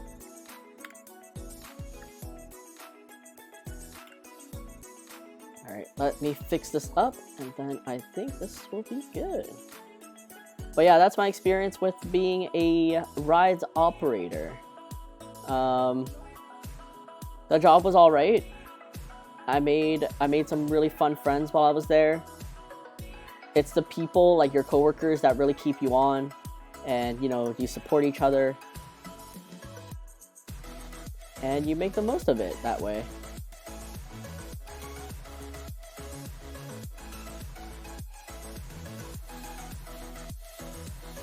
Let me fix up the colors over here. And fix up the mouth over here.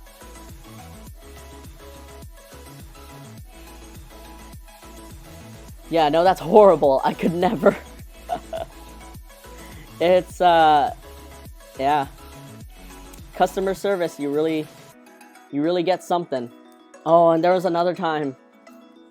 I mean, yeah, stories, right? There was another time. So, like, our park, we sell two kinds of passes. The first pass you buy is your allowance into the park. So, sorry, I'm like off screen a little bit because I'm too lazy to turn the computer, but I'm just working on my tablet over here.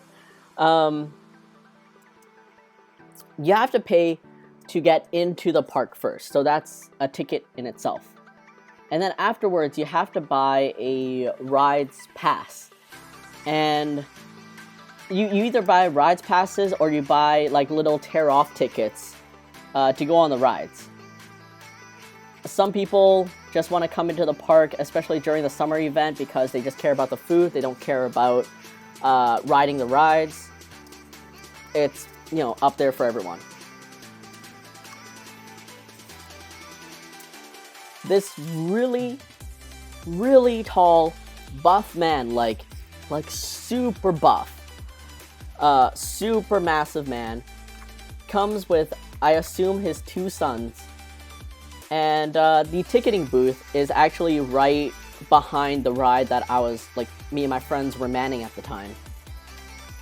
And he just realized, he realized because he tried to get on the ride with his sons, and then we had to tell him, like, oh, this isn't a rides pass, this is just, like, you know, your pass to get into the park. And we direct him to the ticket booth that's, like, right behind us. And I kid you not, I swear, he was, like, raging at the ticket booth. He found, like, 2 old ladies that were, I guess, kind enough to ask him, like, what's up, like, why is he so upset? And he was just, like, yelling at the top of his lungs about how, like, stupid our ticketing system is, like, what a scam it is, how come he has to pay an extra, like, $60 or whatever, or $40 to go on rides when he already paid to get into the park, and stuff like that. And he was, like, he was turning beet red, like, his face and his neck were red, he was, like, it was veiny all the way up to his forehead, like, he was just going ham. And his sons were just kind of, like, awkwardly standing around, like, thinking, like, we just want to go on rides, like, obviously they won't understand. And, like, these 2 poor old ladies were, like, very, you know, very patient and understanding and stuff. And, like, truth be told, we're not huge fans of our ticketing system either. Like, I don't think we, as normal citizens of our city, think our park is worth, like, $60. Let's be real. But we're literally here to do our job. And, like, I think he was kind of angry at us a little bit because, like, obviously we had to enforce it. But I think in general he was just angry. But it was just an experience where that we were just like, wow, this guy's, like, really, like, he's gonna blow a blood vessel from this. Oh, you know what? I think this works better in terms of reading the chunkiness. Yeah. The eye is still a little bit blurry at the really small stage, but at least, like, the neck and the face is coming out a little bit better. Look at him! He's so chunky! He's just so round. These situations crack me up because it reminds me of how men always go on about how overly emotional they think women are, and then they pull this shit. Absolutely. Absolutely. It's almost like anger is not an emotion. So chunky full. I know, I love him so much. Alright, we are hitting the 3-hour and 15-minute mark, which I think is usually over what we normally go through. Like, honey, no, it's you. It's you. But I just want to say, little credit, thanks for watching. Thank you, Quantinator, Michelle, Mex Black Cat, and all of you that put it along today, and also are lurking in the stream and everything, for joining me again this week, and for discovering Puglie, and for sharing all your good vibes here with me. I really, really, really appreciate all of you every single week. I know I'll say this every time, but I mean it every single time. And if you want to join in on the raid, let's see who is available. Oh, yay, a couple of people. Alright. I'm gonna win this. But yeah, thank you all so much for being here, being a part of all this. I do truly appreciate all of you, and I hope you guys have a great rest of the week. We are going to be rating Carmen Cero Draws, who is an amazingly adorable artist and just a really fun streamer to be around. Thank you. You make the middle of the week so much better. Thank you. Michelle, it was great to meet you. I can't wait to check out your stream after I close my OBS and everything. But again, everyone, thanks for watching. Thank you for the follows and all that. And I hope to catch you next week at 3 p.m. Pacific Standard Time on Wednesdays. But let's hope my computer doesn't crash. And take care, everyone. Bye. Load. Oh, I hope it sent. I hope it sent. I hope you guys got there. I never know because my computer's so crappy.